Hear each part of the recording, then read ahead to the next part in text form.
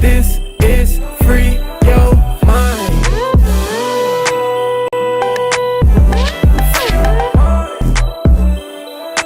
This is free your mind. Gon' free it up, gon' free it up. Gon' free it up, gon' free it up. Gon' free it up, gon' free it up. Free your mind.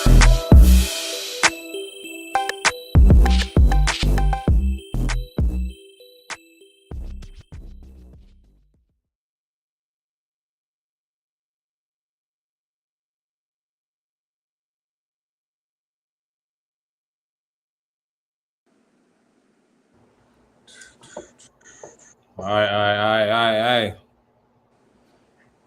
Hold on, my shit bugging already.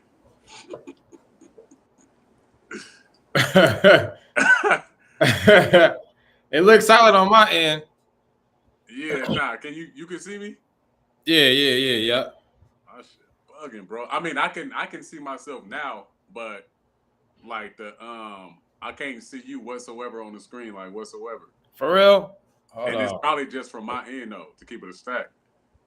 Peace to the chat. Hey, Karmic, if you I see you're in the building. If you still in the building, how's everything looking? Is there you can see everybody's? I'm moving, Woon moving. Ain't nothing glitchy or jumpy or nothing. Because from our end, sometimes it be looking a little crazy, but look crazy as hell. If it look cool on y'all end, then that's all that matters. Facts. But you can see me, I ain't glitching this shit? Yeah, nah, she said it's clear. Okay, then it's just from my end then. Okay, so I gotta talk to you, but without seeing you. I know, right? I can see you, shit. Yeah, I'm gonna try to redo my shit real quick. Hopefully it don't be on no different shit. All right.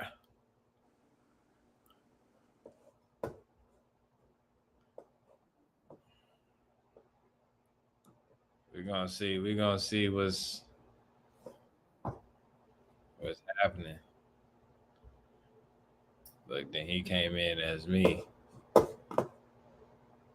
me remove this. What's it looking like? Oh yeah, no, I was good. I just gotta hit the name. Oh, okay. Yeah, back. Okay, now we Gucci. Hopefully my shit do not glitch again. Right. But anyway, welcome to another episode of Free Your Mind Podcast, where you come to free your mind and help others free theirs. I'm your co-host, and I go by the name of Woon, and I'm all about balance like a mop and a broom. Stop it. Yes, sir. I go by the name of Selfmade, man. The other co-host, you got to tap into self to know thyself always. And as of recently, we are also bridging the gap. What we getting at? That's just what we do, bridging the gap between both realms of reality. Who we got in here, man? We got Mike in the building, man. What's going on, Mike? Man, with Mike. Moving and grooving, man. You know what I mean? I just saw y'all get in, so I thought I'd hop in and say what's up. That's it. Oh yeah, you came early. I ain't trying to talk about nothing. You know what I mean? Just want to say what's up to y'all, man. Right. We appreciate you, man. You one of the top Hebrews. I tell you that all the time. It's lit. Yeah, it's good. And we doing an open show, man. So we ain't really got, nothing specific. Yeah, man. I figured that's why I openly popped in. Right.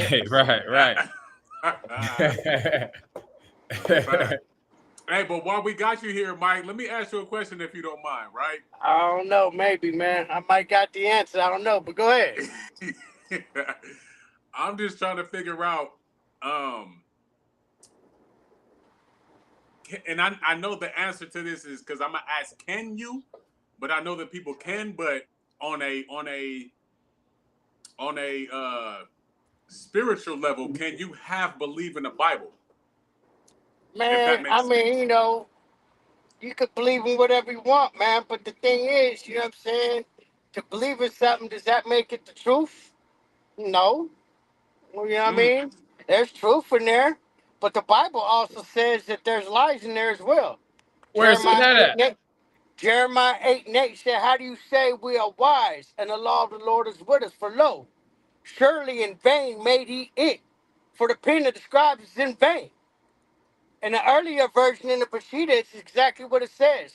How do you say we are wise and the law of the Lord is with us? For lo, surely the lying pen of the scribes have made it for falsehood. So that just tells you that there's things that have been scribed in there of lies, basically in the Torah and the law. You know what I'm saying? So if there's Hold things on. in there that are lies in the Torah, then you just gotta, you know, make So are discernment. the so when you say lies, right? So are the lies um I damn, mean I that's didn't what know you was gonna Jeremiah say said, that bro. shit. That's what Jeremiah said. No, and I got you. I didn't know you was gonna say that though. Hold on. But with that, do you think that the lies are strategically put in there for a purpose, or it just lies like I don't give a fuck? Yeah, man, things are always done for a reason, man. I mean, most people think the Torah is written by Moses. You know what I mean? But there's lies written about Moses in the Torah anyways. You know what I'm saying? So no, Moses didn't write it. You know what I'm saying? So I mean, but this is, Uh, yeah. yeah. Okay. You got something to add to that too? uh, that was a lot. I That was a mean, lot. I'm just thinking, like, when you start saying that, like, when you start saying, I mean, the Bible's the truth to me. In my eyes, when I read it, I see the truth. Why? Because I mean, shit. Jeremiah said it himself. He said that there's lies in there, and if you could see the lies, I mean, for instance, you know what I mean? but wait, Apostle real quick. Paul. Do they specify what the lie is? Well, I mean, we go into Jeremiah 7:21. It says, "But thus saith the host, Lord of hosts, God of Israel, put your burnt offerings unto your sacrifices, and eat flesh. For I spake not unto your fathers, nor commanded them in that day a burnt off when I brought them out of the land of Egypt concerning burnt offerings or sacrifices." Well, this is what it says in the earlier version. Thus saith the Lord of hosts, the God of Israel, add your burnt offerings unto your sacrifices and eat meat, which I did not command your fathers to eat. Notice between the earlier version of the KJV and the KJV, they done took half the verse out. You know what I'm saying? Oh, So but see, that's so hold on real quick, and I know that y'all was talking real quick, but so you're saying that I ain't saying nothing, it's bro. I no, just read you the I'm not scripture. saying what you're I'm not saying about the scripture, but I'm Right. saying that with your answer, you're saying that because he asked you what does it talk about a lie, and I think Well, that's different between the translation of what was being actually either said or written. That's two different things. But Well, go ahead, you know sir. what I'm My bad. saying? So when he said add your burnt offerings, they added their burnt offerings and made it seem like that's what the Lord wanted. That's what the Lord that God wanted. But yeah, of course, but that wasn't the creator. That wasn't the most high that brought the people out of the land of Egypt. You know what I'm saying? So I mean there's a lot more to it. I'm just driving. I'm Yeah, just reading no, we off the good. top of the dome. Okay. So you saying just a regular, or I don't know if you saying if it was Moses specifically, or you just saying in general, like, Nah, Moses didn't write it. so Moses didn't who write it. who would you So, say wrote it? Just yeah, who would you say wrote that? when you go into Second Ezra chapter 14, and I don't have all that written down on my heart right now to recite it to you, and Yeah, plus I'm driving, you know what I'm saying, so I can't really give you the answer. But what I tell you is what you're reading out of Torah is written by Esdras. You know what I'm saying? It was done by automatic writing. You know what I'm saying? Um, if you read, yeah, I can't really, like I said, I can't really get into it. I just hopped on for a minute to say what's up to y'all, brothers. You know what I'm saying? And plus, I'm mobile. Y'all asked some questions, so I'm coming back with right. it. You know what I mean? So I can't just fulfill you in with everything right now. But yeah, man. Read the second book of Ezra, chapter 14, out of the Apocrypha. You know what I'm saying? And you know how this guy came to how the Lord came to Moses in a fiery bush, same way it came to Esdras. And in verse 21 says, "For thy law is burnt, and no man knows thy law." You know what I'm saying? So Ezra got his scribes and he drinks a psychedelic drink. You know what I'm saying? And then he just starts mumbling out the mouth and his scribes are writing. And what they ended up writing was 204 books, but it was gonna put away 70 of those books to the wise and publish 134 books. And that's supposed to be a Torah. You know what I'm saying? So, but you only got 5 books today. You know what I mean? So, I mean, there goes to say a lot more in there, anyways. But I'm not gonna say that the Bible ain't the truth because it is. There's just there's just some things in there that ain't true, and the Bible called it out. You know what I'm saying? And I'll just end it with that. So in all, going back to I guess the main question, could you halfway believe in the Bible? Like based off of what you're saying, if there's lies in there, that means you don't believe in the lies as far as in the Bible, right? So that would mean you're Well, not I mean, you totally know what I mean? believing in the whole aspect of the book. I mean, the lies are in there for whatever reason. You know what I'm saying? They're in there. You know what I'm saying? Because it's not written by Moses. You know what I'm But do saying? you take those and take them upon your, like do you add that in with the other shit that you believe when it comes to that book, or do you like Well, I remove mean, that? at the end of the day, you know, when we study and we read, we get an understanding. You know what I'm saying? It's kind of like we kind of take our belief out of it and just be like, man, fuck, I know this shit. You know what I mean? So, I mean, I believe in the Bible from the beginning to the end because I understand that, you know, where, who, again, we're going to second Esdras, you know what I'm saying? The law was burnt. Now, when we get into other books and read certain other things, it's going to give you an understanding why it says those things. And like I said, I don't got things with me. You know what I mean? I'm just, you answer the question, I'm giving you some of my answers. Right, right, And right, right, right. without everything in front of me, I guess I really can't truly answer every question that you got right now. You know what I'm saying? Until I Okay, get back yeah. in front of my books and can really prove things to y'all. But other than that, Yeah, man, you know what I'm saying? Yeah. yeah. Now we understand it. We understand what you're saying as far as the. It's like this, bro. Just real quick, and I don't mean to cut you off real Nah, go quick, ahead, do your Dougie. but it's like we gotta make discernment in the Bible between what is righteous and what is wrong, what is of true God and what is of a false God. You know what I'm saying? Because that Israel, we, you know what I'm saying? We listen to Aaron when Moses went up in the clouds in the mount to deal with the Most High, which really he was dealing with an angel of the Creator. You know what I'm saying? Um, we just got to get some understanding of what things truly, really mean when we're reading it. You know what I'm saying? Like God. You know what I'm saying? Well, what does God mean? Because God is not the original word that was from the Hebrew transliterated to English. It was just taken out. Elohim or Elohim was taken out and given to God, giving you the name God, which is we speak English, which is a Germanic language, and God is a Germanic word, which means what? Deity. Hey, You know real what I'm quick. saying? The original word there, anyways, is Elohim. You know what I mean? And we know, if you just look in your Strong's Concordance and see what that means, you'll understand that, those are rulers, judges, divine ones, angels, gods, goddesses. You know what I'm saying? Which are men and women. But What anyways, man. what you about to say, so? No, I was just gonna say, I got the brother Wes in the chat. Peace to the God. Hey Hey, man, peace to all Peace, you peace, peace, righteous peace. guys, man. But hey, I gotta get up out the room. But I'll tap back here in the chat when I get back to the house. okay, for sure, Sure. for sure. All right, Okay, shalom. I didn't even have my chat on either. Yeah, nah. Peace to the He was chat. asking where the link Where is, the so I link sent is. it to you. If you're still watching, I sent it to your Instagram, so you can click on that and jump in the room. All right, man. Peace to you, righteous guys, man. I'll get at you later. All All right, for right, sure. peace, Peace to peace, God. brother. Hey, shout out to Karmic too.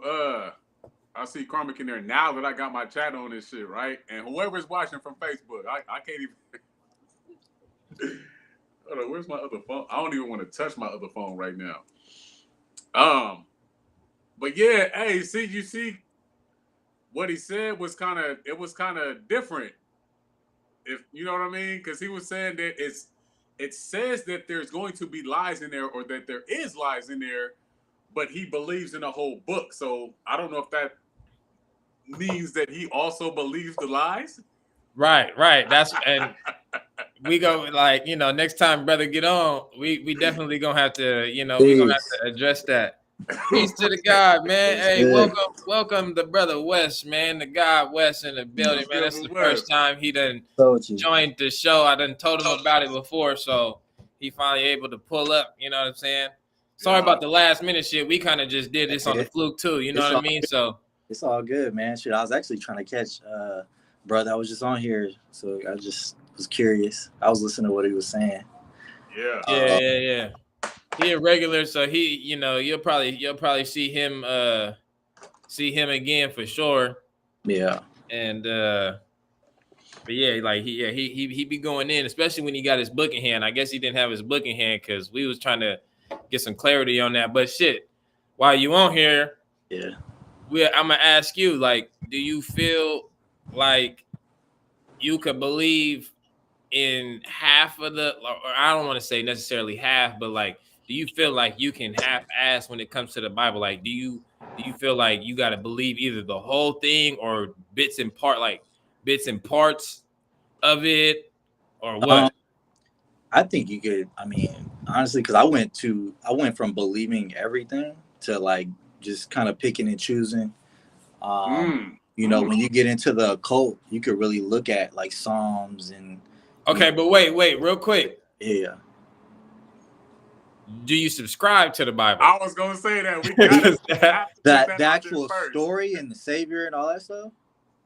Yeah, like, do you subscribe? No. Like, would you call yourself a Christian or? No, not at all. No. Okay, I'm Jesus. Like, okay, all right. So then, that kind of changes the perspective of, you know what I mean, picking and pulling, because we do the same shit. Like, I feel like people can use it like more. I don't want to use the word like spell because people are, they kind of are afraid of that. But you could use it as like words of power. When you do like Proverbs, not necessarily Proverbs, but like Psalms, especially, actually speaking those words in some of them, some of the Psalms where I've had experiences where I've spoken them out loud, not thinking about necessarily like Lord and those different words, like they don't mean nothing to me, but I do understand that our words have power. So there's been a couple situations where I've actually used, spoken those out loud, maybe after a meditation or something, and I see the next day, things in my reality start to change just from using the words and understanding the power that I have within me, not thinking that there's a God outside of myself or Jesus or whatever. I don't subscribe to any of that now, but I do think that some of the things are valid. Like when you go into the New Testament, some of the things Paul said, even honestly, Jesus's message outside of what in my opinion, a lot of stuff that they've interjected in the Bible to make people worship him instead of listening to him say, you can do greater things than me, or is it not written that ye are gods when they were about to stone him? So like, I feel like his message outside of the interjection of, oh, you got to believe in me, I think the message is good because it correlates with a lot of the other religions that I've researched and within the occult. Like Paul talks about, your body is the temple of God. And if we know, most regular Christians aren't going to look at it and really have any true thought about it. But like from our perspective, we already know that. We understand that already. So I feel like it gives you bits and pieces because it's taken from all these other cultures. But I think the control system comes in. Like I was just watching The Matrix yesterday, and the control system comes in when, in church, they get you to really like, oh, I need this. I need this person to forgive me for my sins. I need, my bad, this motorcycles out here. But like, I need somebody else outside of myself to save me. That's where I think the problem comes in. But if you have like an occult knowledge and knowledge of self, and you read it, especially the New Testament. Old Testament, it's things like Psalms, Proverbs, it's good things maybe to live by. But when you go into the New Testament, it's telling you the same stuff the Gnostics are trying to tell you, a lot of those things, or other religions and cultures, or the occult, but it's like coded. So if you don't know that other information and you're listening to Jesus, he tells you that you're a God, even though like we get caught up with the lowercase g. But when you look up, go online, look up, is there capital letters within the Hebrew or the Greek? Aramaic and Greek.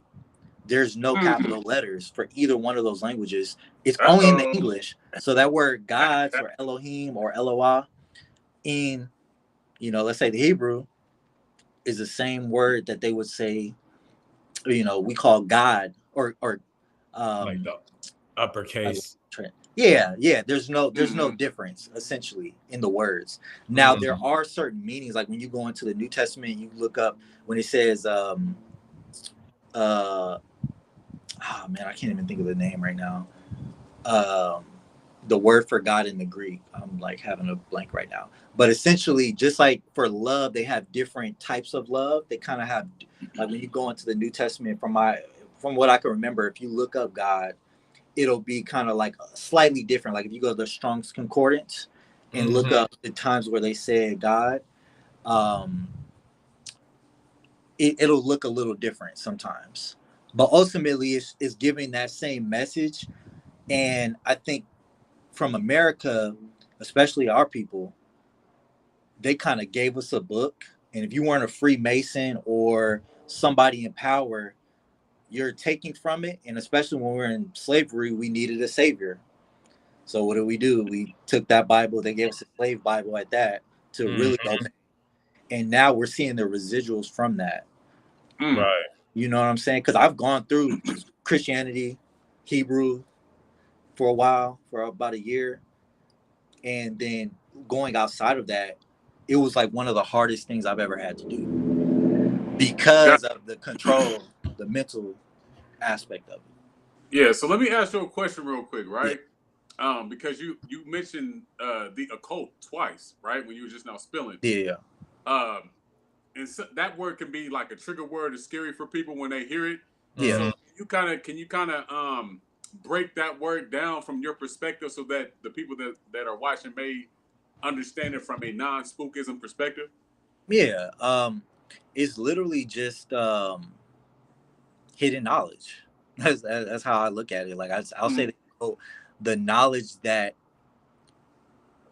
can't be right in front of you, but you really don't understand it. Whether it's symbols that we see like Baphomet, or if there's the maybe 5-point star. Yeah, the 5-point star from the symbols perspective. But then you go to like when Jesus said ye are gods, what is that really trying to tell you?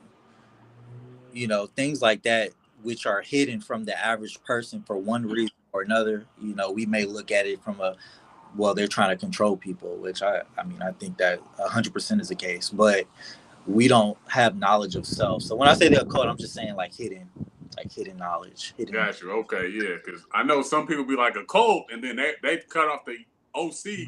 Right, and it's just cult. Be like cult. Yeah. Right. Not knowing that the OCC or the Oculus or it's all dealing with the eye anyway. You know what I mean? Yeah. That's how they get them. Man. They make something spooky and scary. That's why a lot of people that be interpreting the Bible interpret Lucifer or all the different names for Satan and Satan and the devil. They interpret his purpose as something negative, not understanding how it all works in unison. Like it's all one thing working together. You know what I'm saying? Mm-hmm. So that's but going back to the like, okay, so from what you were saying, being able to like pull different pieces and parts, but that's not the only thing that you're pulling from. Like, you know what I mean? Like you done read about different religions and you can pull from that. And then even outside of religion, just, your lifestyle or talking to certain people. You may take certain things that somebody says and be like, okay, I can fucks with that. And then the other shit, you like, yeah, you keep that. You know what I'm saying? So it's like you have that open mind to be able to decipher, you know, what that is or what that means for you. You know what I mean? Yeah, I wasn't always like that though. Honestly. Right. Like when it comes to my mind being open, because when I was in the Hebrew Israelite, like I was stop being poor. You was like straight in there. But I've always been a person to seek knowledge. Even when I was in the church, I would pray for knowledge, and my words still hold power. It's just understanding where that power is coming from. So I couldn't say that, oh, it's a God outside of me, but then not realizing that every time I hear God or I feel God's presence, it's always an internal thing. And most people don't understand that because it's us. It's just an aspect of us. And, you know, I wasn't always open, but when I started to pray for wisdom, I had a vision that really, like, I met my dad's friend. He like taught me stuff before he passed. And I had a vision with something that he actually brought up to me probably about a month after we had our conversation. I was still in a Hebrew Israelite with them at that time. And yeah, after that, I just said, I don't care where the knowledge comes from. I just want to know. It may come from something that's I consider to be evil or something that I don't understand, but I was open to do it because I wanted to know the information. A lot of people are like it's a scary thing, you know, in the Bible. It's you're gonna go to hell and all this stuff, and that's what I was originally afraid of. You know, so I started to study. You know, I linked up with Fred. We had our little, you know, my first experience, you know, with nature. It just kind of like, it really opened my eyes. You know what I'm saying? Right. Yeah. So. Yeah, I think that's a big difference from the people that are, you know, like that deem themselves Christian. And you know, I think what it is it's the conflict within they self when it comes to shit like that. You know what I mean? Like just us asking that question, like if a Christian was in the building, right, and we asked them that question, do you believe wholly in the Bible?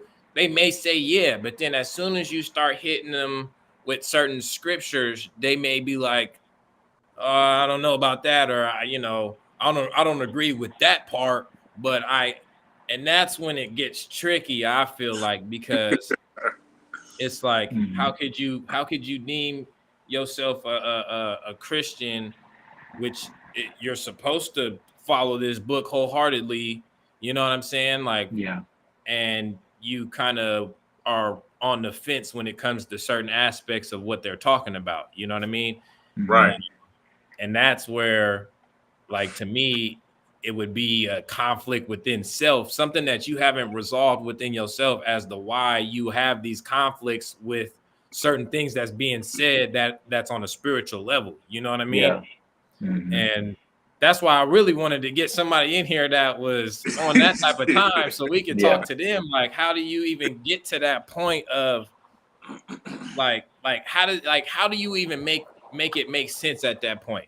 If you really deem yourself to be a Christian and you follow this book, but there's certain aspects of it that you may not agree with, how does that work in the totality of your belief? Does that would you consider does it work? would you consider that like you don't believe, like you're straddling the fence on your own belief? See, with that, and just real quick, with that for me, it's just like it's kind of like what Wes said earlier. It's like, you know, if you ain't tapped into a certain either of yourself or just have a certain level of understanding in general, then you know, then you're going to get tricked. And that's why people say, you know, what's the book about control and it's here to control people and things of that nature, simply because they don't understand what's taking place. Again, going back to the occult, they don't understand the symbology. They don't understand esoteric. They don't understand metaphysics. They don't understand literature to that degree, right? So it's just like, well, okay, well, if you don't understand it, then of course now see, and not to go on a rant, but this is when you say, well, they're just believers. They just don't even care about what's being said.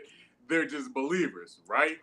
As opposed to when you get somebody that is tapped in on a certain type of level or understanding, and then you can damn near say, well, those persons, they know, like, you know what I mean?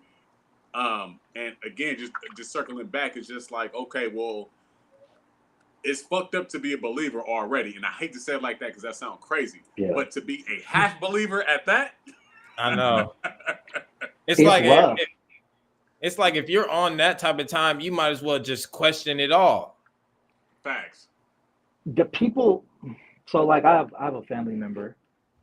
You know, we have talks like this pretty often, and some people, and I was there, but in my soul, like I've always been a person to question. Some people don't have that. You know, you watch The Matrix, like some people are literally in the program. And so some people, it's blind faith, because I've spoken to many Christians just coming from out of it. I have a level of understanding because like I've pretty much read, 90% of the Bible. I used to listen to it when I was at work. You know, I had the audio book playing while I'm at work. Like I was really into it. And so I can understand where they're coming from, but it's like blind faith. You can show them certain things, but they're not going to question because they've had experiences in their life that would tell them from their belief system otherwise. I know God was here with me. I know this and that, but they don't have any proof. But that's just their experience that's the only way that they can explain what happened. It's because they don't know, like they say, oh, I know that was God, but they don't know because if the knowing is what frees you in a sense, like that's what opens you up. You know what I'm saying? And I feel like a lot of those people, because of the fact that in the Bible it says don't question God. Like if you believe, you have to stand on that. You can't go outside of that. You can't go and look at some other shit. You can't occult science. What? As soon as they see a symbol on a book, they're gonna instantly be like, oh yep, that's negative, that's the devil, that's demonic.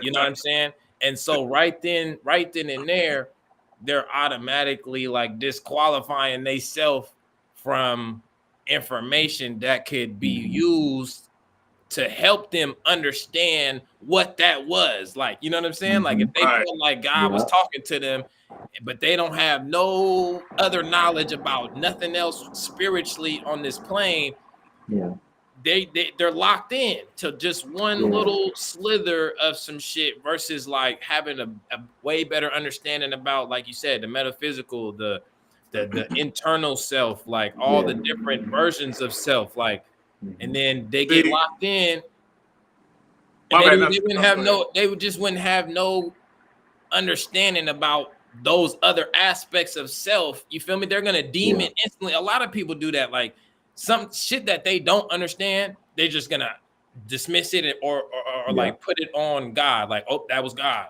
And if it was negative, oh, that was the devil. Like those are the only two that they got. You know what I'm saying? Hey, but see, and I was going to get to that, going to both what you and Wes said about the blind faith, right? There's blind faith, and then there's earned blind faith, right? When I say earned, it's just like, okay, now that I've come to a certain level of awareness, either within self or with just the knowing, right? Now I can walk around blindly because I'm already tapped in what I needed to be tapped in with, so everything is good. I don't need to worry about anything, right? As opposed to saying, I ain't tapped in with nothing, fuck it. Like, you know what I mean? And I don't know, which you can, to a certain degree, you can still be safe. That's still safe, right? But if you're choosing to go through the I guess you want to say the steps of religion, and then you're in religion, but then you're blindly in the religion, I think that holds no weight. Like you need, you know what I mean? As opposed to going in there, getting an understanding, and then say, okay, yes, now I can be blind. Now, Yeah. it's And all good. Like, you know what I mean? going, you know, just kind of speaking more on that, people, the most, you know, I would say the people that I've met that are Christians that are like just wholeheartedly everything this book says I'm gonna do it are the Hebrews. So I have a lot of respect for them. Um, you know, the regular Christians, you know, how I was, you know, a lot of people that I know, a lot of our people in general, um, we, you know, it's always about the New Testament. So you get a lot of groups like the New Age or the newer Christians are more, okay, only Jesus. I can still eat pork. I can still eat shrimp and crab and all that.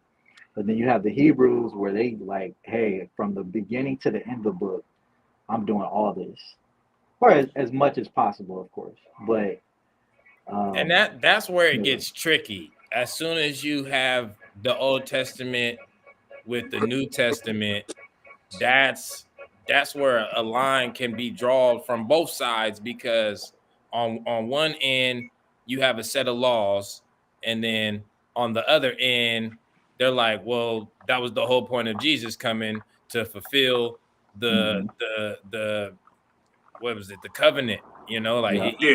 like so they could instantly say, well, all them laws is no, like, we could do whatever the fuck we want to do as long as we hold and have Jesus within our And hearts we and shit. ask for sorry. We ask for forgiveness. Exactly. That's crazy. Yeah, So and see right there. I hate to cut you off, but going back to what I was just now saying about the blind faith, that would be you have to follow the law, right? But then when you come to the knowing of the self, we came to fulfill that law because we are the law. right. As soon as it's because we don't need a law after that. Like we can. It's I don't give a fuck because we didn't already touch that level. So in my mind, that's the Old Testament. Like you niggas got to follow these rules. Versus nigga, we passed that. My nigga, we Yeah. here. Fuck a Yeah. law. What's a law? Right, Yeah. right. Hey, Valley Uno's in the building. Peace to the God. What you got popping? Oh, same old shit. What's going on with y'all, man? You Peace, know, peace, another What's peace. going one, on, another bro? Yeah. one. Peace. Yeah, yeah.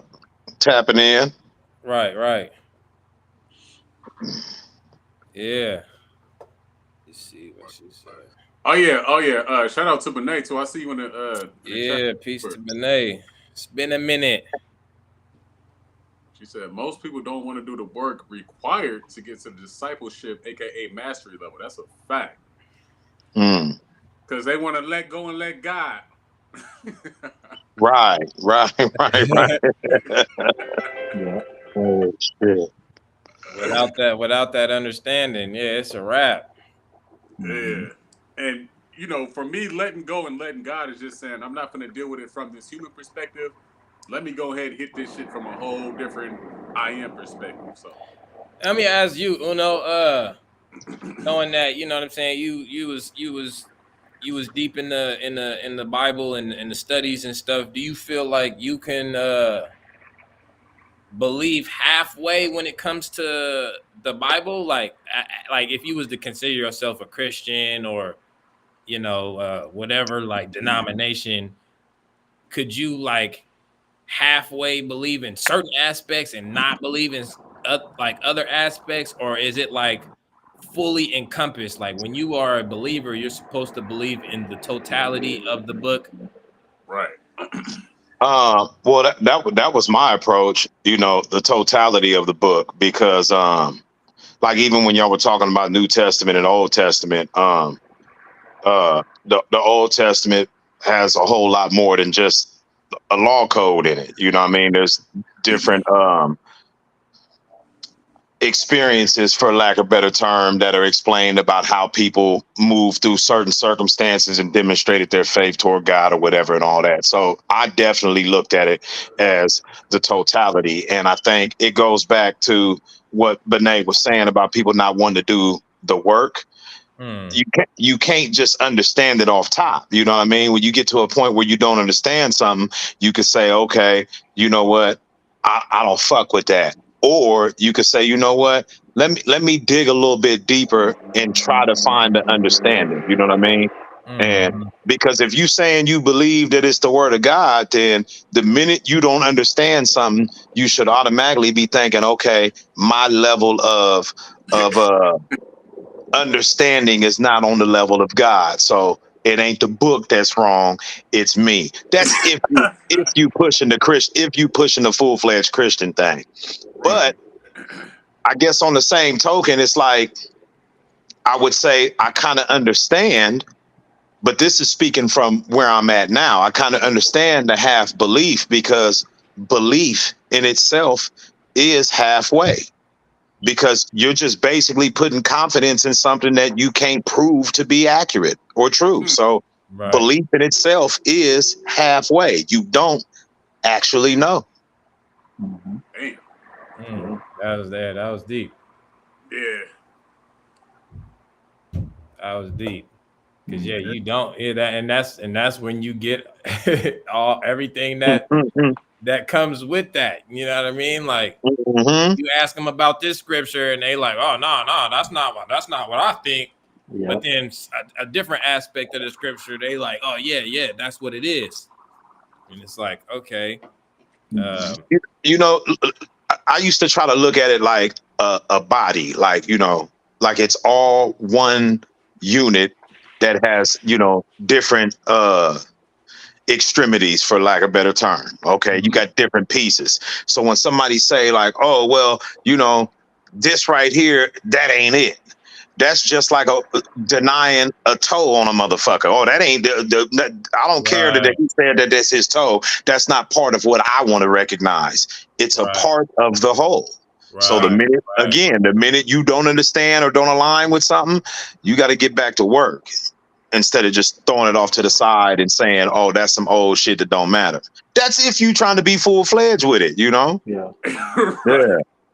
That's like I mean, if you took that and put it into like a movie term, if we all watching and fuck with a certain movie, but you like, hey, nah, that part where he did this, nah, like he shouldn't have did that. It's like, well, that's part of the movie. How could you try to deny what happened in the movie? You know what I'm saying?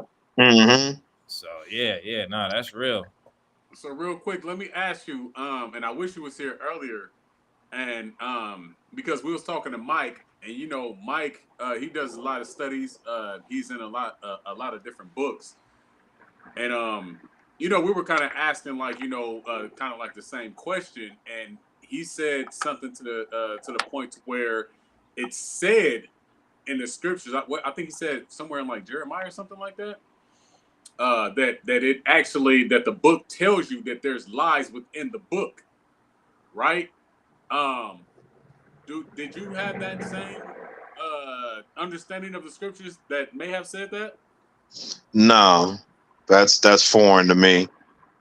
And obviously I'm just going off memory, because aside from when we be having them, you know, breakdowns of the scripture, I don't open the Bible. Yeah. But I think something that profound would have stuck out in my mind to where I would definitely recall that. So I don't remember nothing like that at all.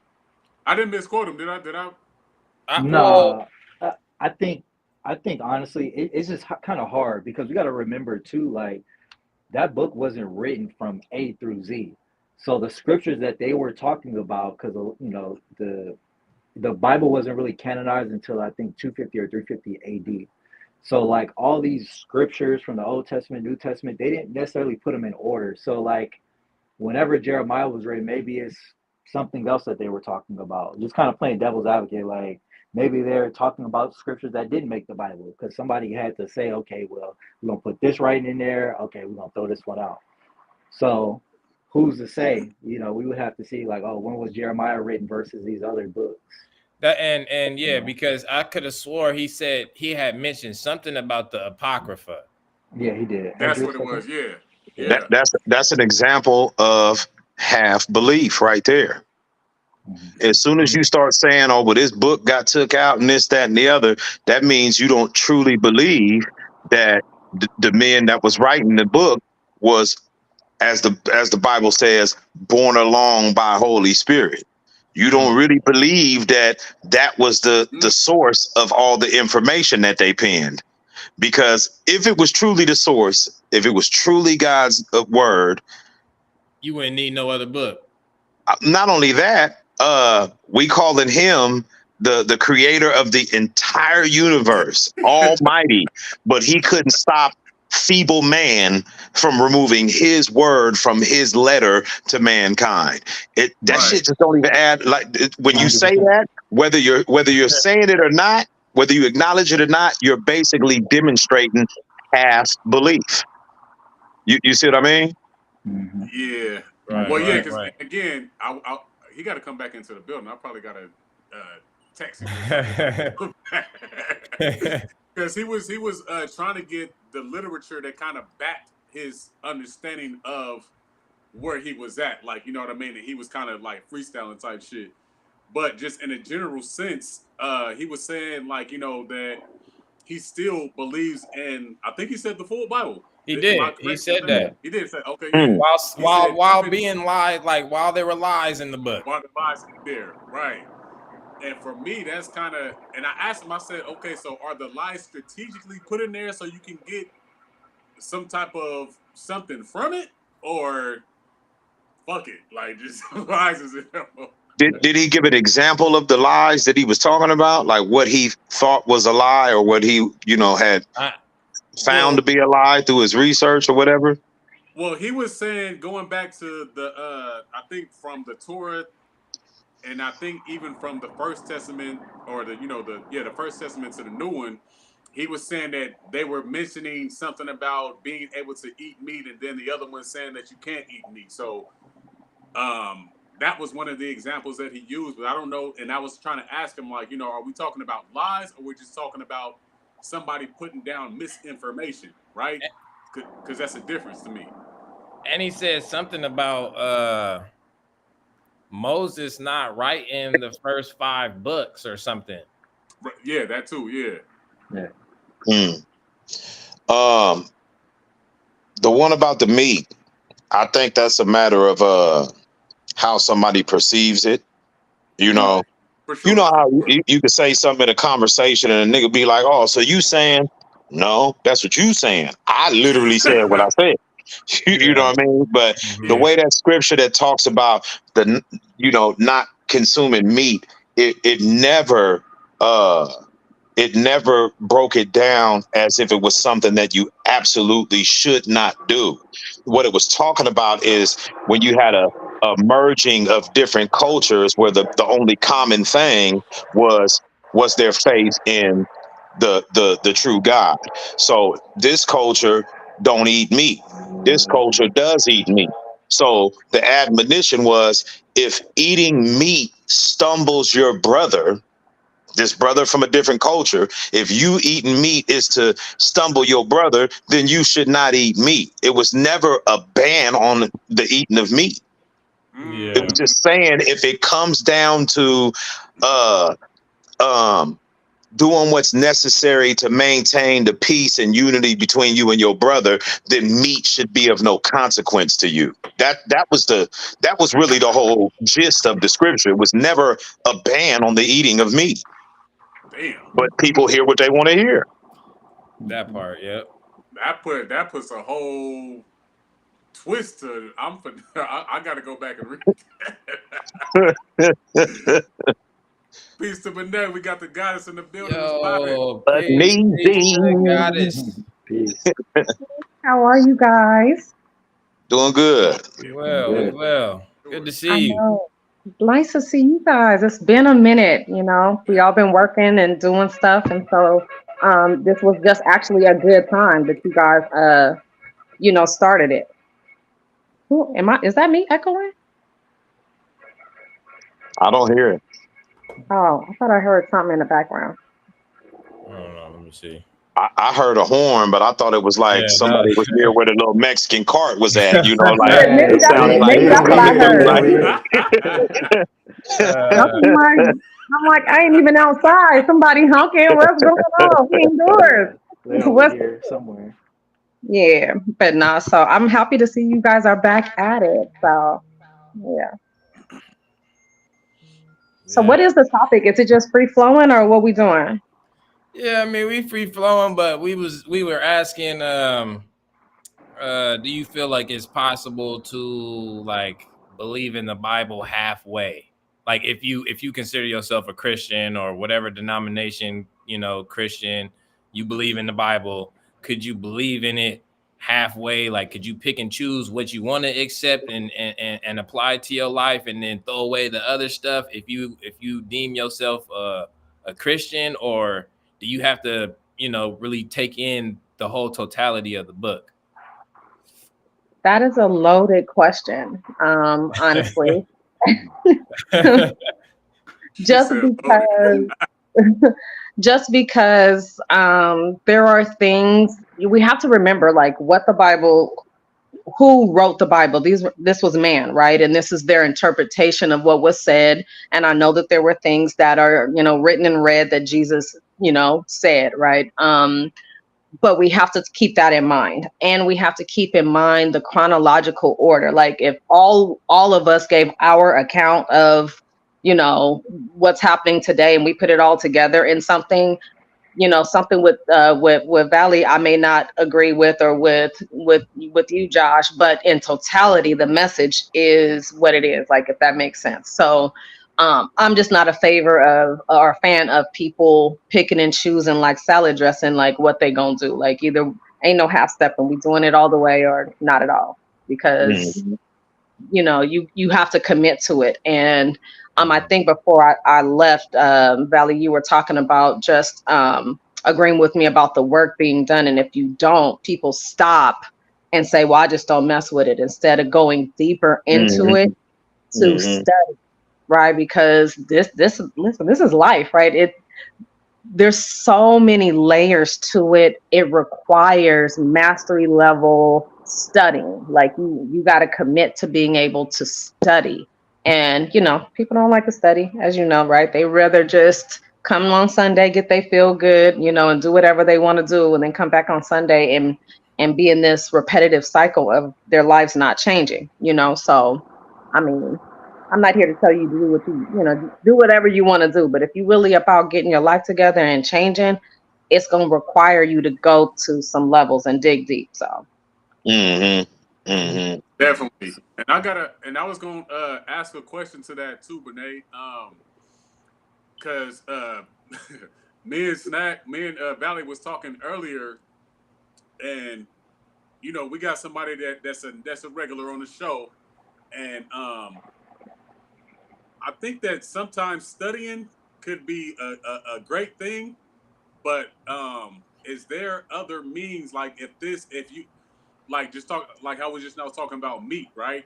Now for me, mhm, sometimes I know meat just is getting into the fullness of what is being stated, right? mhm. But I don't think that he's ready for the meat. I think that what they say, like you still on bread or you still on the milk of Or things, milk. right? Mm-hmm. So, Mm-hmm. and this is the question to kind of like everybody, but Benet kind of put it out there. So I'm gonna start with you, Benet. Is there, and this is a vague question, do you think that there may be other means as to doing the studying? I know a lot of people, they pray for discernment and things of that nature, but is there something else that we could probably suggest that probably get to that mastery level? Yeah, because it isn't enough to be hearers of the word. You got to be doers of the word, right? So you can't just literally study. And we take that word study as just to, like, you know, get your highlighter out and write, right? And take it in. Studying is practice. It is doing. It is listening. It is learning. There's a lot of different ways that, you know, to actually get to mastery level. You can't just read it, right? I mean, um, you have to learn also by the experience, right? You don't get to a knowing in your faith without an experience. You have outside of that, you just have faith, right? Like you were talking about blind faith. There's an experience that comes that confirms that. So if you just say I just read it and you ain't did no action, you ain't even teaching it. I'm a firm believer. The teacher who teaches learns the most. Why? Because you are teaching this, but you're learning as well. Just like as you're talking, you're the first person who hears you speak, right? So you're hearing it and you're preaching to yourself. So the more that you are going to teach, you have to study. You got to go through it. You got to walk it. There's going to be people around you that are going through it. So yeah, there isn't just one way of just reading the word, or reading it to study. You are gonna have to. It's gonna, again, work required. So. Gotcha. After hearing her response, I think I need to get some clarity. Were you asking like in addition to studying, or another means as an alternative to studying? Like what? I don't think I understood the question. I'm sorry, yeah, and she kind of hinted on that too, as far as just having the experience, right? Because ultimately, what I was getting at is that sometimes people stay within the confinements of just trying to read just the scripture, right? And Mm-hmm. there's a lot more means that will probably redirect you back to the scripture so that you can get that level of understanding, right? Mm-hmm. And I know I would say, because the question was for everybody, and I know I would, when we get to self, he would probably say, well, just go sit in nature, just go sit and Yeah. silence yourself, right? And then you may be able to receive a different perspective. So when it comes back around, then it's just like, okay, that may be that. And so from to answer your question, Snag, it's just like studying, outside of studying, what can you do in terms of just life in general, just like different experiences that maybe the literature may not hit until you have that certain level of experience first. Then the literature may make sense. I agree with that. I think how you say somebody's a student of the game, of whatever game it is that they involved in. If you really a student of the game, it goes deeper than just the homework or the book work.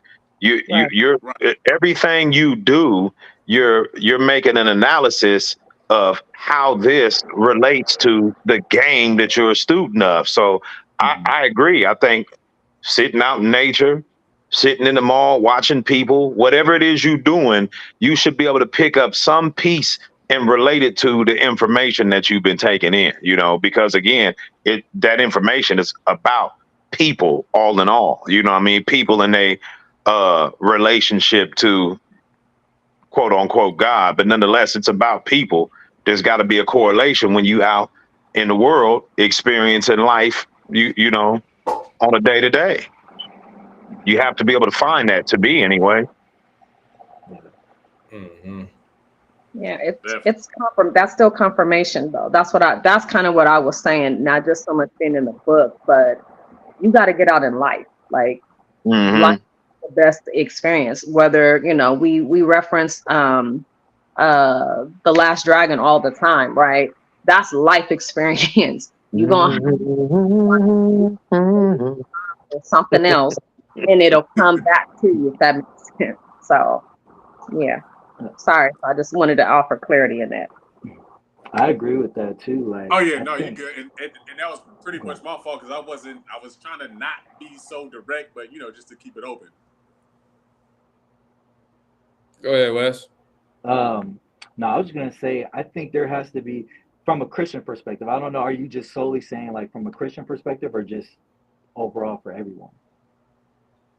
Um, well, no, this is open. This is because Okay. there's Okay. many people from many different religious beliefs or walks of life that may not be able to get it directly from the book. So it can be just open to just religion in general. Okay.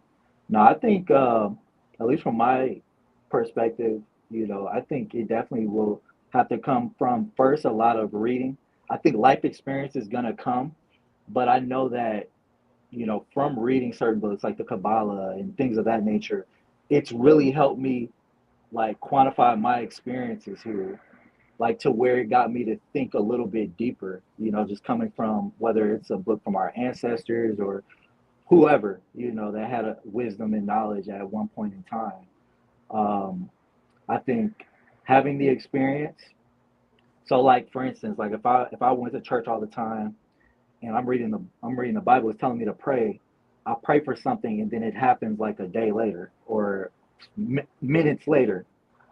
My If I just go off of that, but don't do any more studying, like even outside the Bible, just from my own opinion, thinking that it's that prayer was answered from something outside of myself versus the power being inside of me attracting what I'm praying for.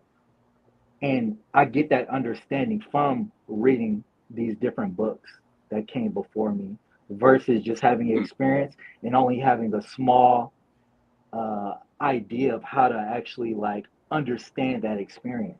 Does that make sense? Mm-hmm. Yeah, no, definitely, for sure. So I think reading is very important. I think it's almost like 50-50. But I think a lot of times, like, I come from a Christian background, so I have a lot of examples there.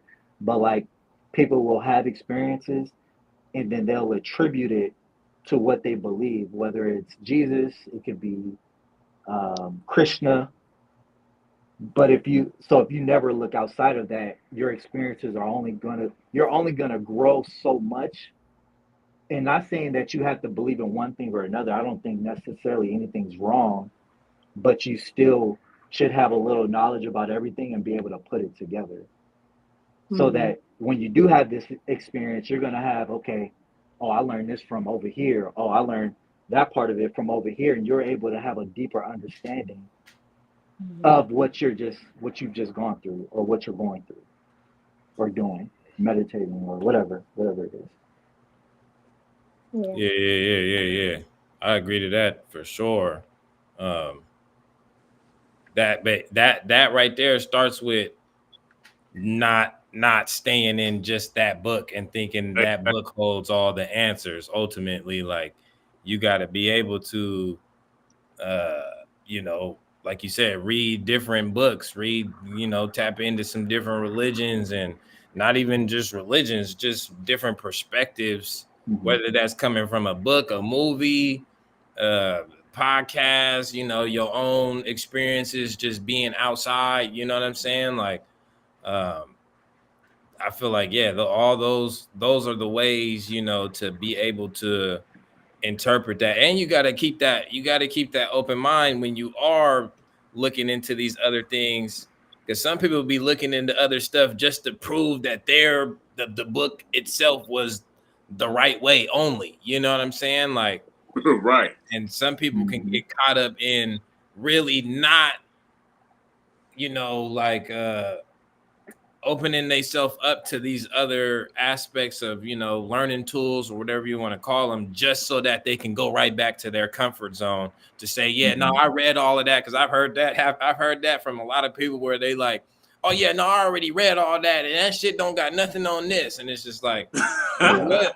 what are you really tapping into? Like, how much of it are you, really understanding, and how much could you attribute that to yourself, and what do you see yourself going through that this book was talking about? You know what I mean? Because we Mm-hmm. correlate shit all the time, bridging the gap. Like, we can Yeah. bridge the gap between Jesus and Krishna, but some people, they'll choose to not see those other aspects, of themselves. So Yeah. Mm. I agree.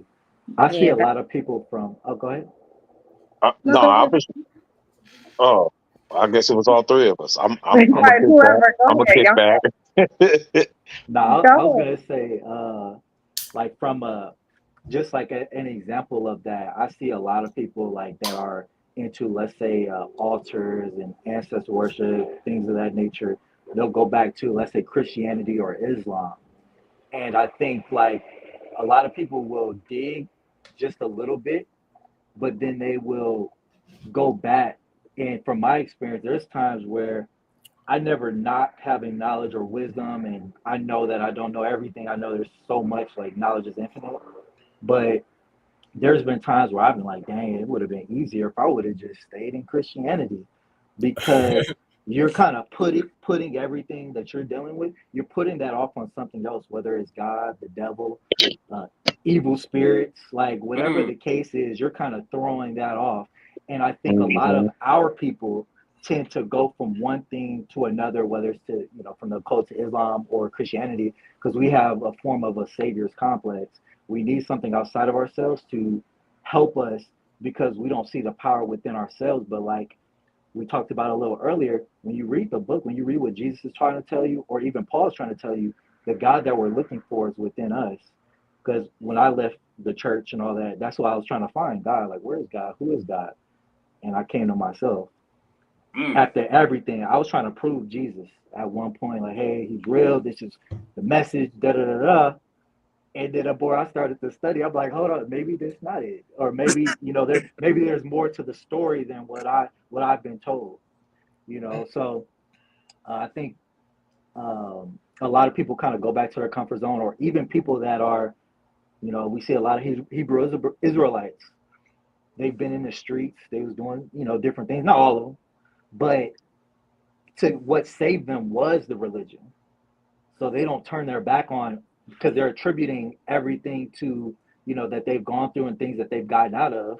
They're attributing that to Jesus or to Yahweh or whoever that is. So they don't want to turn their back because it's brought them out of a lot of things. So I don't demonize Islam or Christianity. I think those are good. Just like the person that taught me before he passed, he said that's a great place to start. Right. But some people are gonna stay there, and then some people are gonna build from that. Right.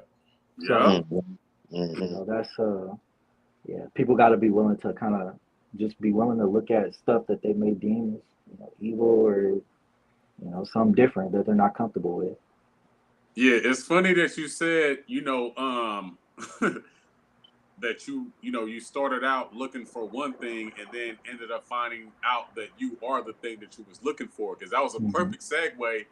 Because we was and I don't know your age. I don't know if you're familiar with the movie The Last Dragon. Yeah. Are you familiar with that movie? Name any black culture old school movie. I'm in there. Okay. Okay. All right. Just about. I'm 30. I'm 30 though, so. Oh, But okay, I know a okay, little okay. bit. Yeah, because I was talking to Valley Uno earlier, and even Selfmade about the movie, and I kind of wanted to do a show about it.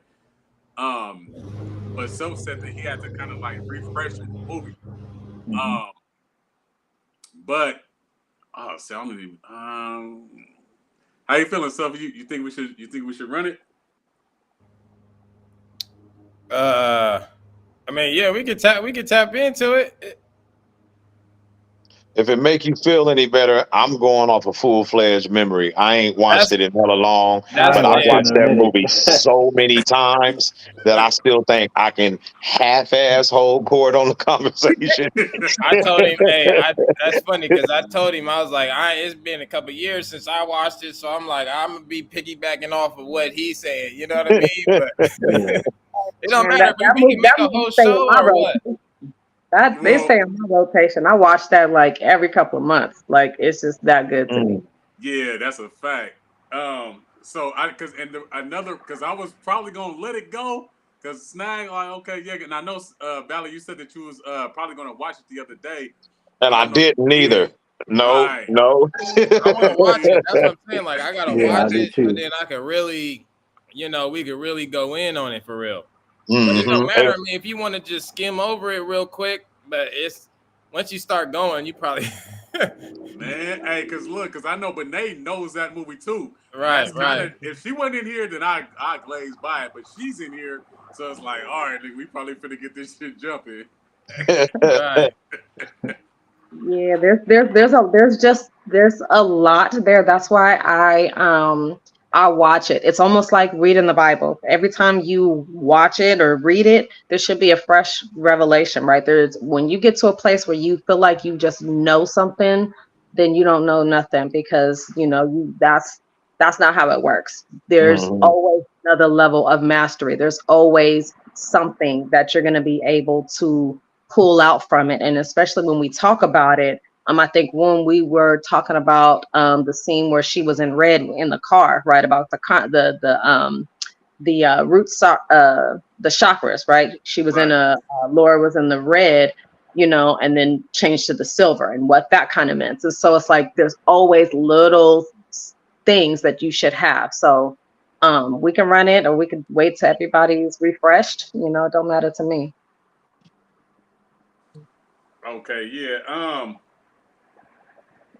Yeah, nah, I guess we could push it back for a later date for sure. But when he just now said the journey like starting off with him and ended up with him, that was just like, all right, that was a sign for me. But Oh, crap. that's why I say, like, when you ask the initial question, is there other ways to study? Life in itself is a study. Like, you should be constantly thinking about things, seeing things, looking at things from different lenses, and that is study. Like, you should be a student of life. So it all is going to come back to self. So those that keep um whatever happens to them on an exterior level, okay, God answered my prayer, so I have to look up instead of looking within. Once you start digging deep, it's like cyclic, right? You'll see that it is coming back to self. And I think people get scared because now that's an accountability thing. Woo, Exactly.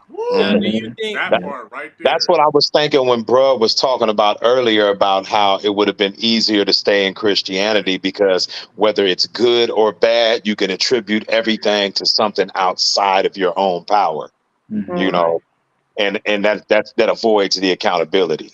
So, do I you Yeah. think? You can I think say that? something? But Go. Yeah, go ahead, brother. I was gonna say, the you know, outside of the accountability portion of it, I was saying it for that, but I was also saying it just based on I feel like it's easier, because once your eyes are open, you start to see different people around you. You start seeing people that just on TV.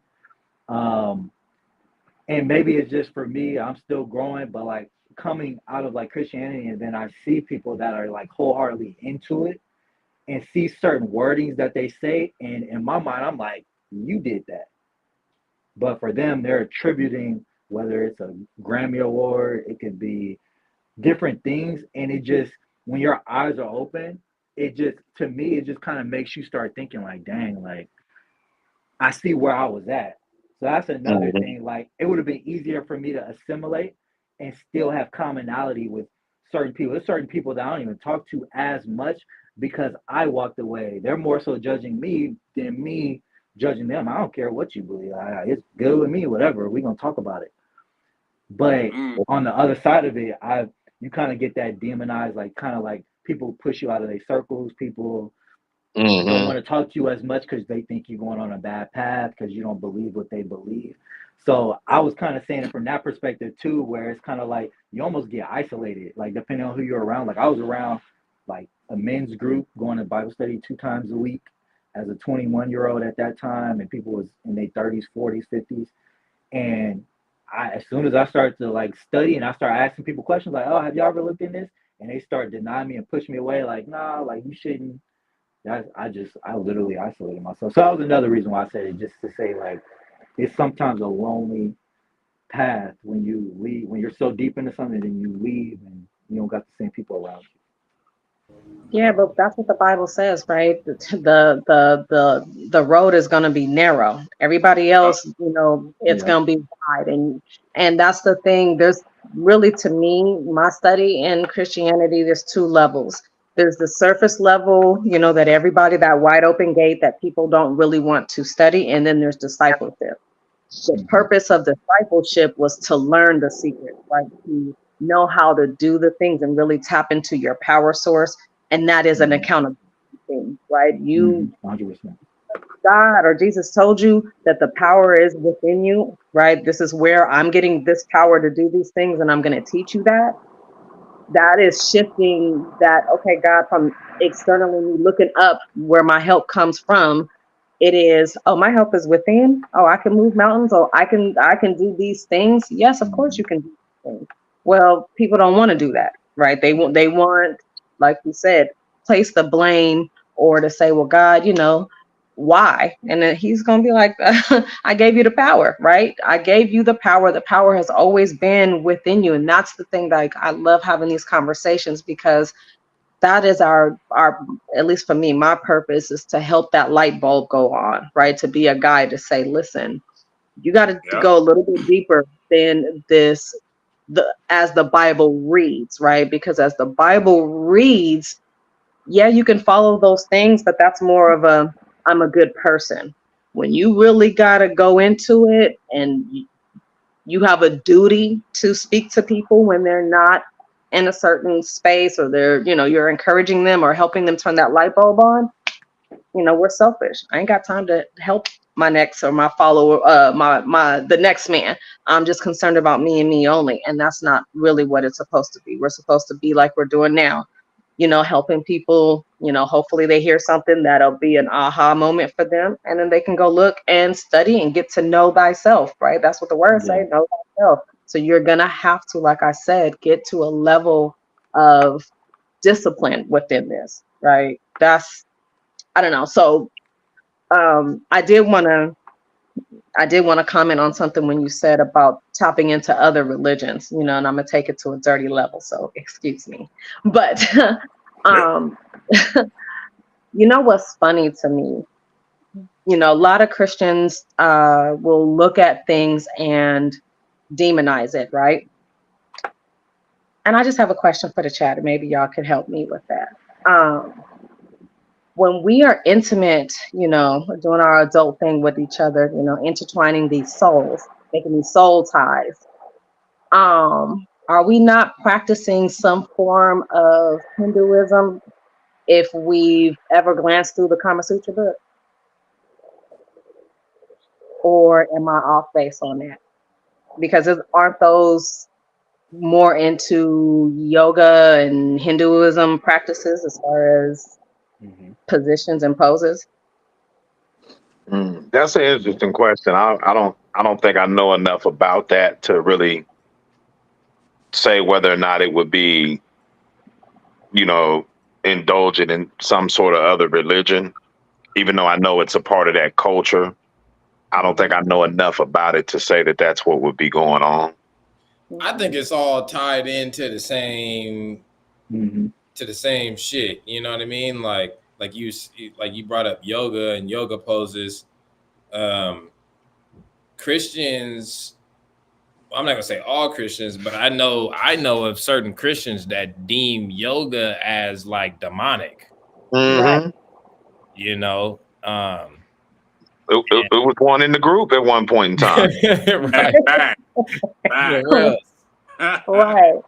And that's my thing. If you're gonna demonize, like and this is why I say it's important to study other things. Jesus studied other doctrine. He studied other religions. He studied different things, right? So you can actually speak to things. You can't just. That's the second time I heard that today. Not to cut you off. Where are y'all getting that information from? Wait, what? That Jesus studied other doctrines. So remember when he was a youth and he was studying amongst the priests, right? There was a point in time where, it was quote unquote unaccounted for, but he went off to study, to learn and to be with those priests. So he studied other doctrine or what was in the land at the time. Are you talking about the time where his parents didn't know where he was at and they found him in the temple? Or are you talking about the time that's unaccounted for from age 12 to 32 or whatever it was? What exactly, what accounted for are you talking about? Both.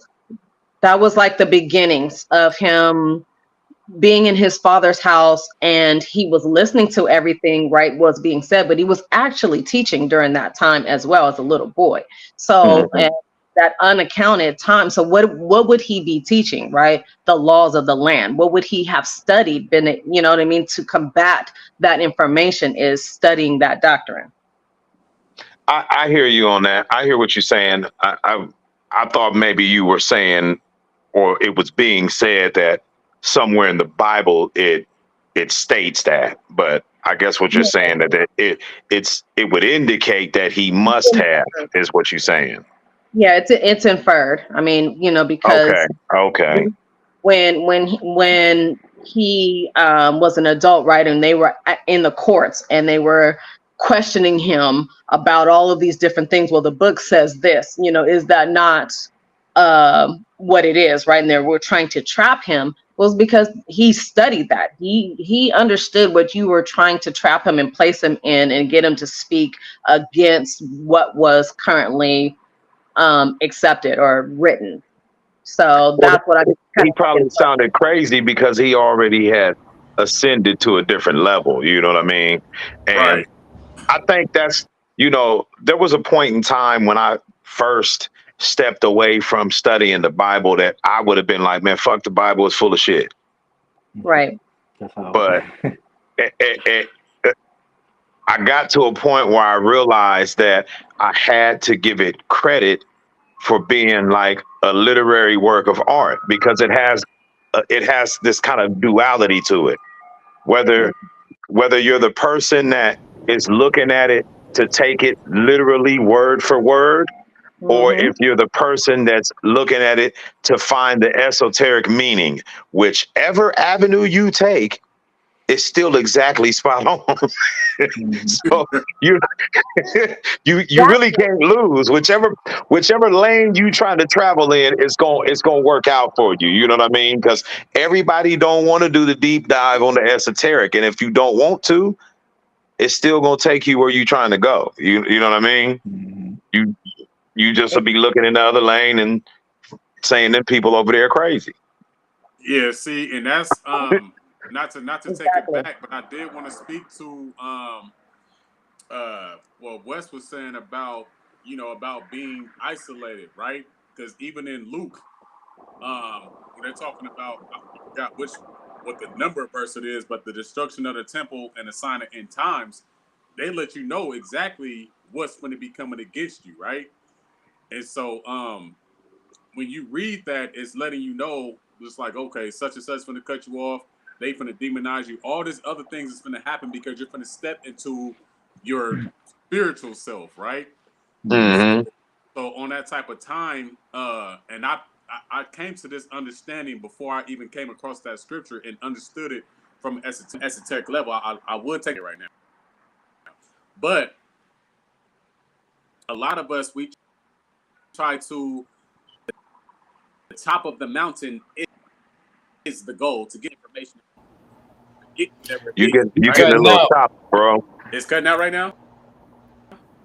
Yeah, it's cutting out Yeah. like your voice and shit. Shit. Damn it, I was gonna reset my thing too. Y'all still Yeah, it's choppy. Like I can hear bits and pieces of what you're saying, and then it chops out for a second. that's trash.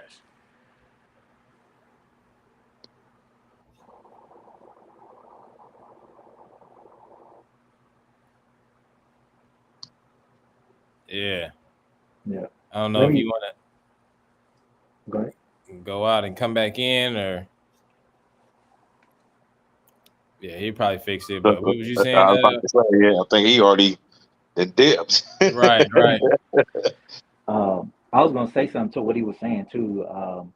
Just like that isolation, like it kind of goes back to the Matrix. Like I said, I was just watching that yesterday, and you have the agents, like they're like archons pretty much. So once you wake up, those agents are coming after you. Once you're in the real world, they're coming after you. They can be anybody that sleep, quote unquote, in the movie.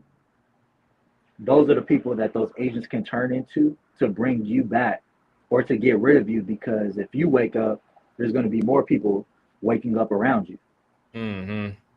So it's like really, and that's another reason, kind of just being demonized, kind of what I was saying earlier, just with that isolation.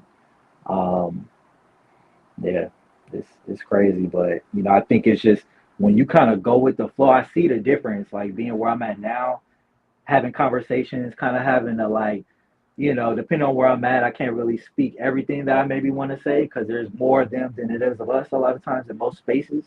Mm. So, just seeing the difference from being there and having a whole community of people around you because they like, oh yeah, we believe in the same thing, versus being outside and seeing like, damn, like, you know, if I say something, or normally I'll bring up the Bible to somebody and be like, hey, Jesus said this, this, and that. What do you think? They can't explain it, but Yeah. you know, it's. I had a kind of going off of that. I had a Bible study teacher that I would ask certain questions, and he said that some of the things in the Bible, some of the things in the scriptures weren't explained. It's a spiritual understanding of them. But when you go into like the hidden knowledge, the occult, you start seeing like the answers are here, but most people are scared to go outside. Like he told me the Bible's the only book that I need. And I think that might have been one of the only times that we talked because at that point in time, I started to learn more from other places. But it's people that they become the archons and they want to keep you down where they're at. There's no true growth when you stay in one place. Yeah. So, Hey, can y'all hear me? Am I clear? yeah. Yeah, you good now. Oh, okay. Hey, and I knew that my shit was going out. That's why when my camera went off, I just kept it off like I ain't touching shit. Right. But yeah, but just going back to what I was saying, real quick, and I know I got a slight delay on my thing right now, but ultimately, that isolation stage, just going back to what you was just saying about the archons, that they're only there from you, by you, for you, right?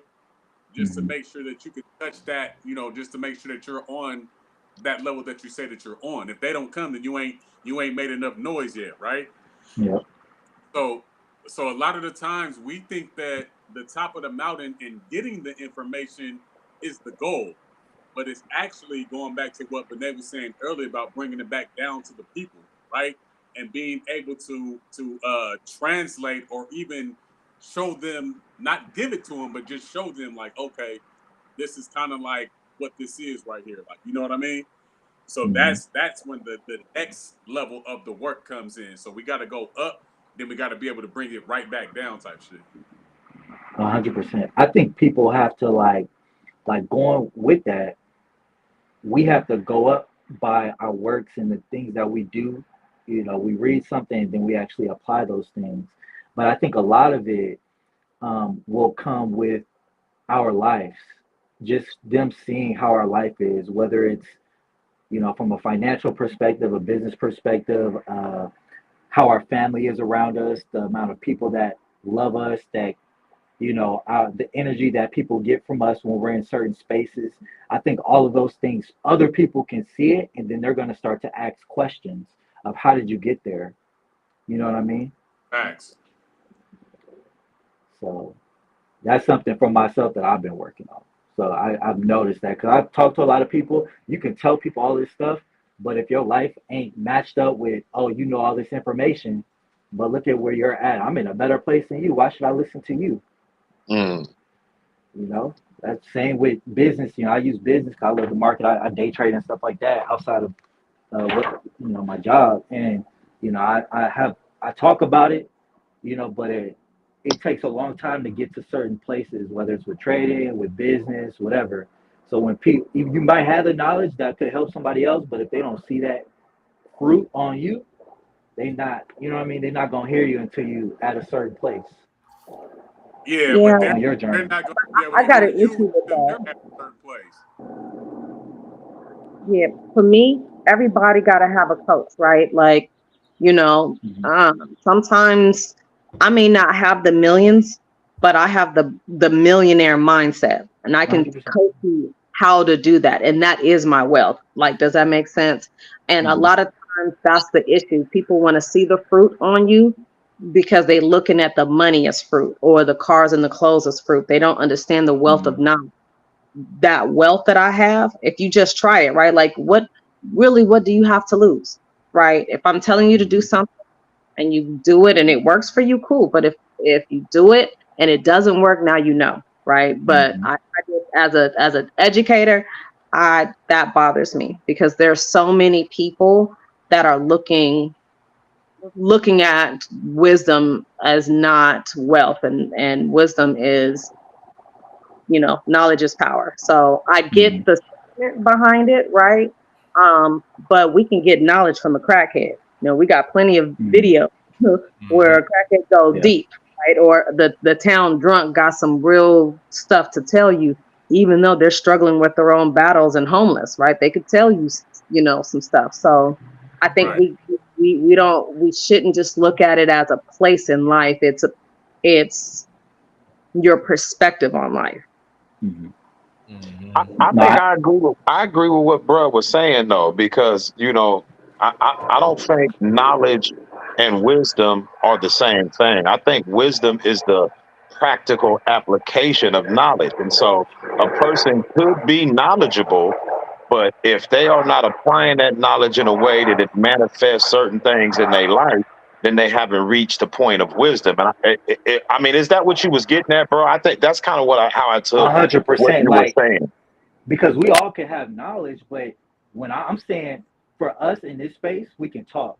But if we want to reach the everyday people that are still in the place that they're at, they want to see some type of fruit on us. That's why, like, people, you see these mega churches, you see, oh, pastors nice, oh, they got nice clothes, they got this and that.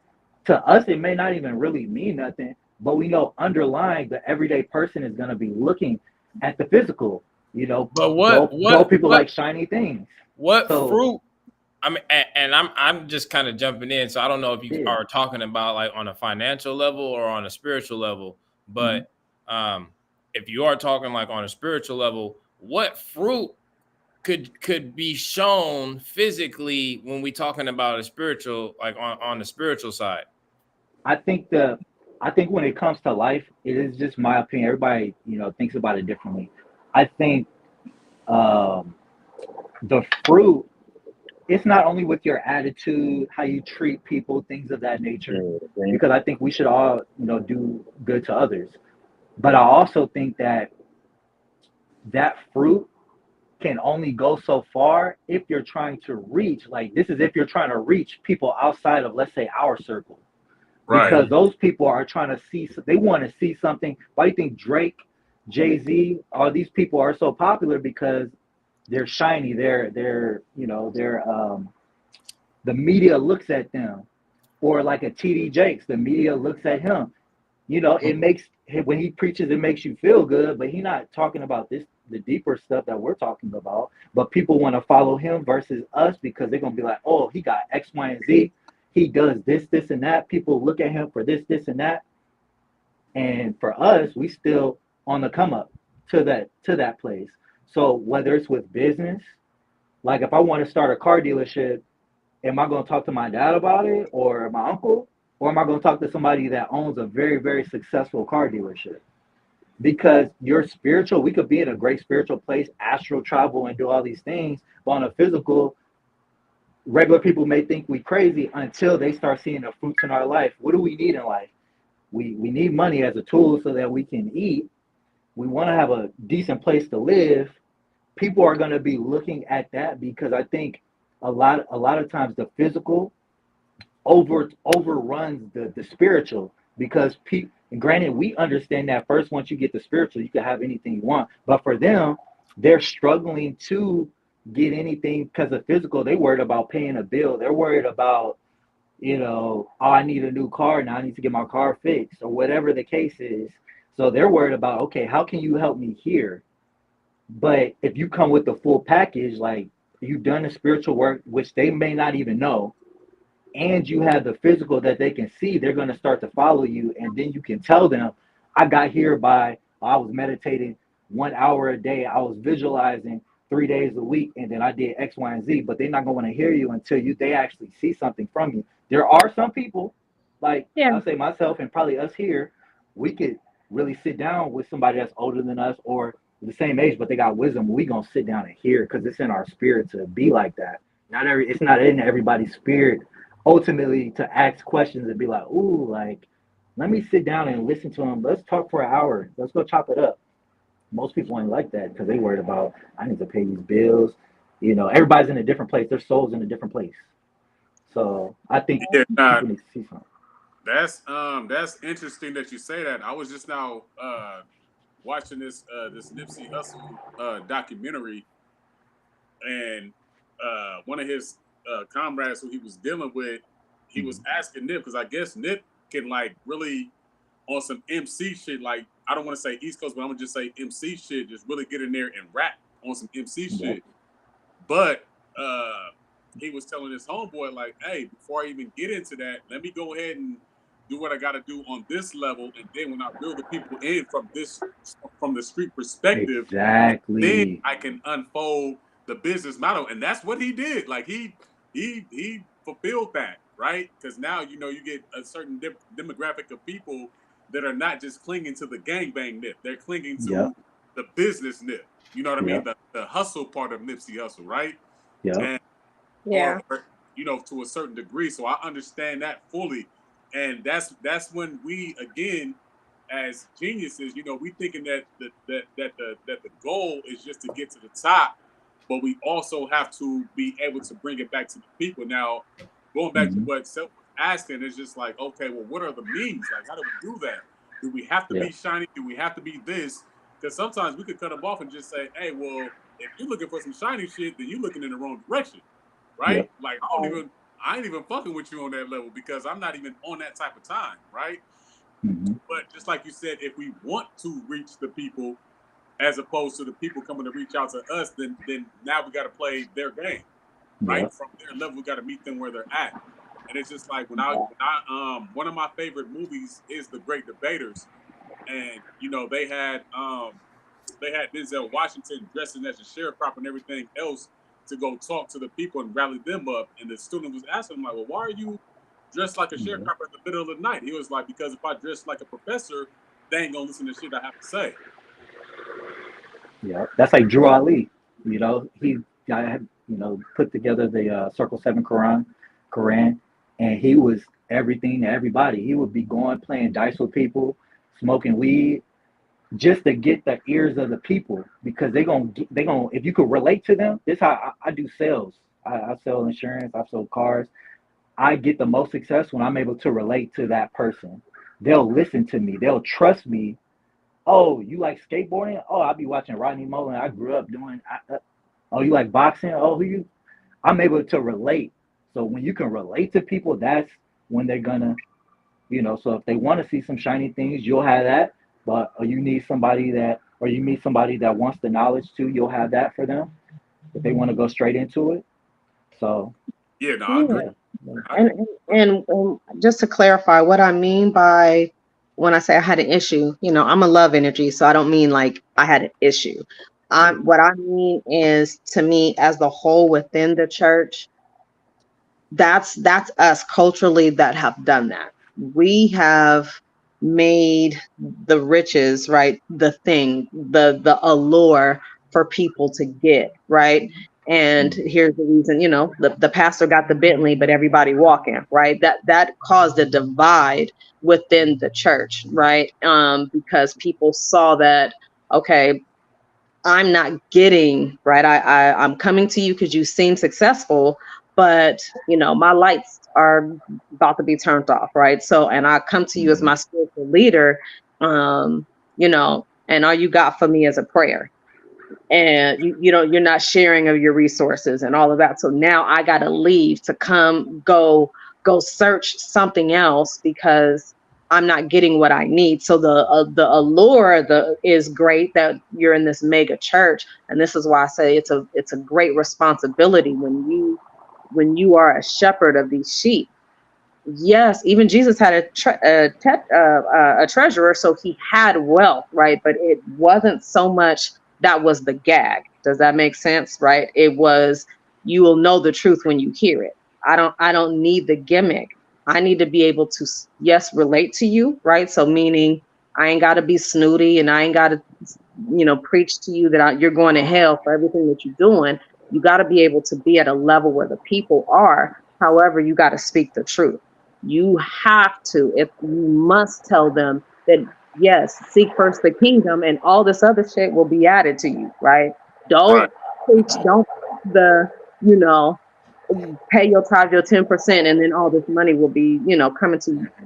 Now you're dealing with some other stuff. It's a great responsibility to be a shepherd of sheep, and that's what I mean by it's unfortunate that the allure, the hook, gotta be there. But if you go to Hinduism or any Sharma, they ain't got the bling, right? But they hitting you right between the nose or the forehead with that knowledge or those sayings, right? Or whatever they're saying, and it doesn't have the allure. They're sitting there, ankles crossed, and just having the conversation with you. And it's unfortunate that we've gotten to a place where we got to do the song and dance to get you to a place of truth.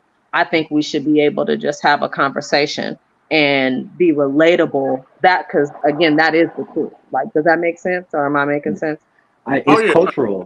I think that's kind of what I was getting at. I'm hearing y'all talking about the material shit, and that was I was never looking at it like that. It was more or less like, if I'm trying to find out about Black culture, I'm not gonna seek out a white person. Their life does not give proof that they have an understanding of that. If I'm trying to get health and wellness tips, I'm not gonna run into the dude that's sitting up eating a double cheeseburger with bacon loaded fry.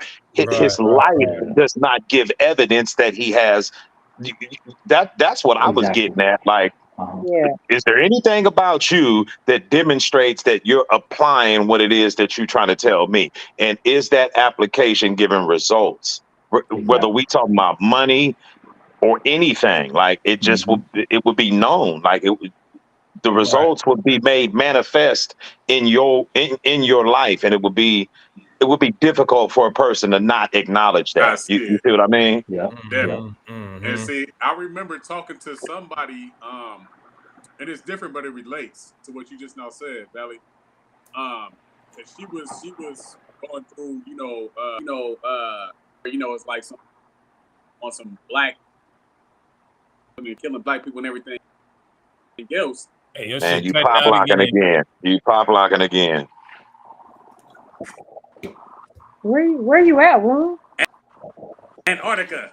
He's on the top of the mountain. That nigga said Antarctica.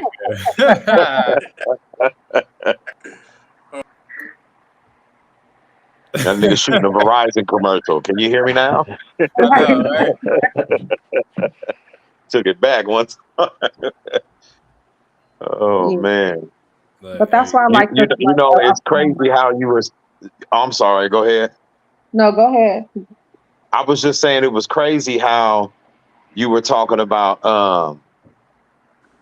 the allure of wealth and all that, and like how people will literally go to these mega churches and be looking at the wealth that somebody else got and thinking that means that person got the answers, and not realizing that the wealth that he got came out of the pockets of all the people that's sitting in there going in.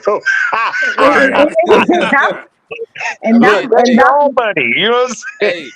and that's what I'm saying is, it's like, when we get there, and if we have any memory of this earth, you will see some of the shiny pastors is going to be beneath you, right? In the sense of you have a greater responsibility, right? You pocket in that, and you have your own interpretation of what God's blessing you with the people. But it's that, right? When people, if you really look, that this is a church of 1,000 people, and everybody gave $100, at this service. Let's do the math. What was that? Every Sunday? Like, if you're not taking that wealth and applying it, or having programs and you should be having more should be going out than you are taking in. You should be doing what Jesus told them to do when he was, teaching his disciples, okay, and telling them how to go about doing their work. Yes. Feed my sheep, feed my children, however you want to word it. He wasn't talking about food. He was talking, literal food. He was talking about spiritual food. So if the pastor knows the book through and through, and he's gone to a school of theology, and he knows the ups and downs. The only thing he should be doing is breaking off the insight that he had. Oh, well, this is how I studied in order to get the understanding that I have. Let me show you how to study instead of listen to me. I am the great one, and God speaks through me. Right. Come And on, some Keith. motherfuckers be running a illusionary fucking games too. Like, you know what I'm saying? Some they great grandfather done passed down millions of dollars, and now they running a car lot, and they sitting there trying to tell you how they got to that point, when really all that shit got passed down to you. Like, you didn't Real do no talk. kind of work Put in no to work. really Yeah. get this. You know what I mean? But Yeah. at the end of the day, you showing it on Instagram that you got this car lot. Now everybody following you, thinking that you done started from the bottom, Yeah. and built this whole, you know, company up, and that's why that that material, like, if you're following or chasing specifically the material shit, that's where you can get swindled in the illusion of what Yeah. you're looking at versus the deeper meaning behind all of the fucking material realm. Mm-hmm. Right, Can y'all, and that can y'all that hear was me? my issue. Yeah, we can hear you. Hey, let me just touch on that real quick, because y'all kind of was going where I was going to go to too. From the go to speak before my thing go back out. Ah, Pop shit. locking, brother. God Man, damn. you gotta get to a point. Right when you get to talking. Shit. Dude, you gotta have to go to the other side of the crib or something. I don't know where you at. Yeah. Look, I was clowning saying he was on a mountaintop. That he might be in the basement. You know what I'm saying? He had a better service on the mountaintop. Right, Uh, right. No. No, but that was that. You hit it right on the head, T, about that.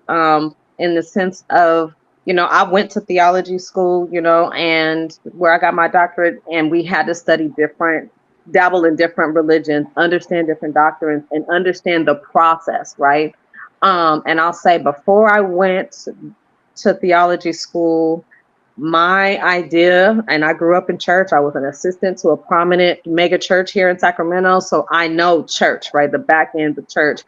And it changed my mind about how we are supposed to, and we have that word supposed to, but how things really should be going versus how they are going. That's why I said the pastors, they know. When you sitting there listening to a sermon, that sermon is broken down in a metaphysical form, and that's why it typically is relatable, right? Because you're taking one subject or one sentence out of or one verse out of the Yep. book, breaking it down in a metaphysical way and then you're tying in all of these other things, right? That Mm-hmm. is supposed to teach the metaphysics side, because if once you get into metaphysics, it is the most layman's way, the most basic, elementary way to understand what you're reading, right? Mm-hmm. And when you start to study that, right, because it is still Bible study, now your life is starting to change. Now you actually become the preacher or the teacher because it forces you to do that. So when I see that you Reverend Dr. So-and-so or whatever, you bishop this and that, and I'm listening to your sermons and it's feel good stuff, you're not breaking or really giving them, like you said, the bread. You're not really giving them the keys. You are being a gatekeeper of how to be a disciple, right? How to be a pastor, if you will, or how do I get the fruit of which you're talking about? Well, you got the fruit is because you studied, not just like how we do in Bible study. Turn your Bibles to Matthew, chapter 6, and we're gonna read this. No, not we're gonna read this, but we're gonna break down terms and go through that process. So that's my kind of like issue with a lot of pastors, is because if you've gone through theology school, you know better. And you have a choice to, like you were talking about, the duality. Am I going to teach from the top level of this, or am I going to really feed the souls and minds of people in the same way that Jesus did, right? That's what he did. He sat around talking to folks. right? And literally showing he didn't have the sermon prepped and you going to hell, this, that, and the third. He was there to free and give you revelation. So you were right on the head with that. We got to be able to teach people, and that's when they'll start seeing the fruit in their own lives. Period. That's really the command that Jesus made. Right. Go and make disciples and teach them the things that I have commanded you. So it make me think about there's a dude that I can't remember if he's on Instagram or Facebook, but it's a brother, and he gets all these little youngsters from the community, and he be showing them how to do certain shit. Okay, I'm gonna show you how to change a tire. I'm gonna show you how to perform an oil change, this, that, and the other. And he's walking these youngsters through how to carry out this process instead of just being like, I'm a mechanic. Watch me work on some shit, and maybe one day you'll be able to work on it like I do. Right. you know what I'm saying? Like, no, teach a person the process so that they can have the same skills you do, and then it becomes a each one teach one. You see what I mean? But I think that's the part that gets lost in the church setting, because everybody's looking to this one person, and when you start looking at one person, you damn near a part of a cult. You understand what I'm saying? Because a cult is centered around the leadership of one individual. So that's a very fine line that you walk in when you everybody gets to look into pastor for the answer and the example for everything. Yeah. You see what I mean? Honestly, I think that some people don't know any better, especially our people, especially if you go down south. That's just the culture. That's the way of life. So I feel like there's some pastors that know what they're doing. I think a lot of them don't. And it's just kind of like, I've even met a lot of people that study. I'm not saying that everybody's going to agree with what I think or vice versa, but there's certain things where it's like, the proof is in the pudding. It's right there in front of you, but you still have that cognitive dissonance to not really listen. So I'm sure there's probably some people that go through theology school that they grew up in the church. I just got to get through this so I could be a pastor somewhere. And it's a formality. They'll get the information, but they don't retain it. They're like, oh, whatever. Like, I still have the correct religion, X, Y, and Z. Exactly right. Yeah, but that's the thing. All right, like I said, you're gonna see them. You have a greater responsibility, to when you do that. So that's why you can't take on that role lightly. You have to really understand, because a sheep can only be a sheep, right? But if you are the herder, right, or goat herder, whatever, if you're the shepherd, you're the shepherd. That responsibility, like, God ain't gonna play with that, because now you're leading people in a way. But at the same time too, my people perish for a lack of knowledge. Know the word for yourself. So there's still accountability on every side of it. So I do agree, some people just go through the formality of it, but then again, what are you really doing? You got to understand, and the Bible talks about that, like your accountability, that you are teaching people incorrectly. Hey, woe to those that are doing that. That's all I got to say.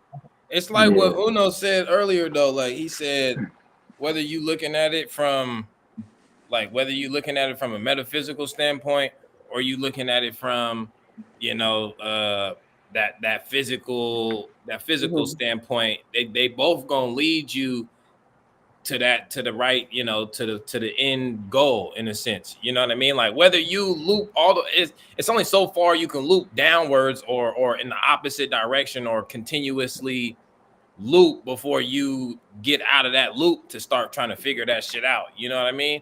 So it's like, even if you are on that path of not knowing, and you're just continuously looping, shit, what, you just gonna loop into the next lifetime? You gonna continue to loop, or you gonna at some point you gonna loop to where you like, all right, this shit is not working, I need to do something different, and then find yourself coming out of that loop, you know what I mean, to start actually going into something different. That's where the promise of heaven comes in at.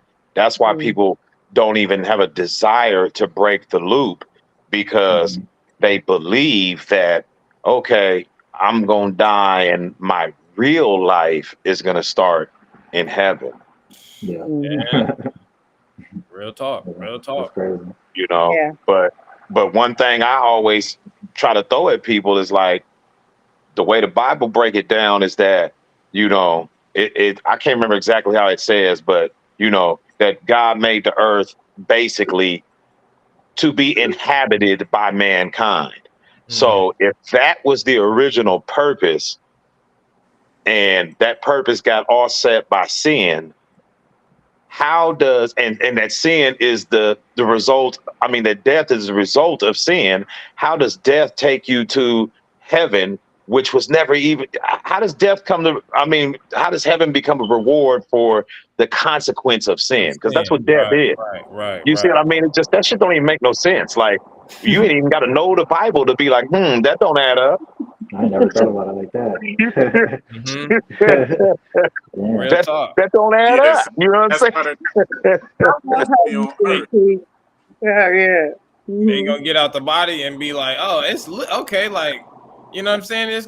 They gonna actually start to realize all the shit that they wasn't doing on the earthly realm, or like, you know what I mean? Like it would be non-void once you get out the body.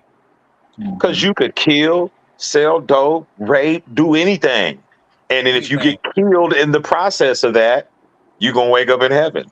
You free. Like, yeah, you didn't freed It's yourself. like, what's the point of following the scripts? You,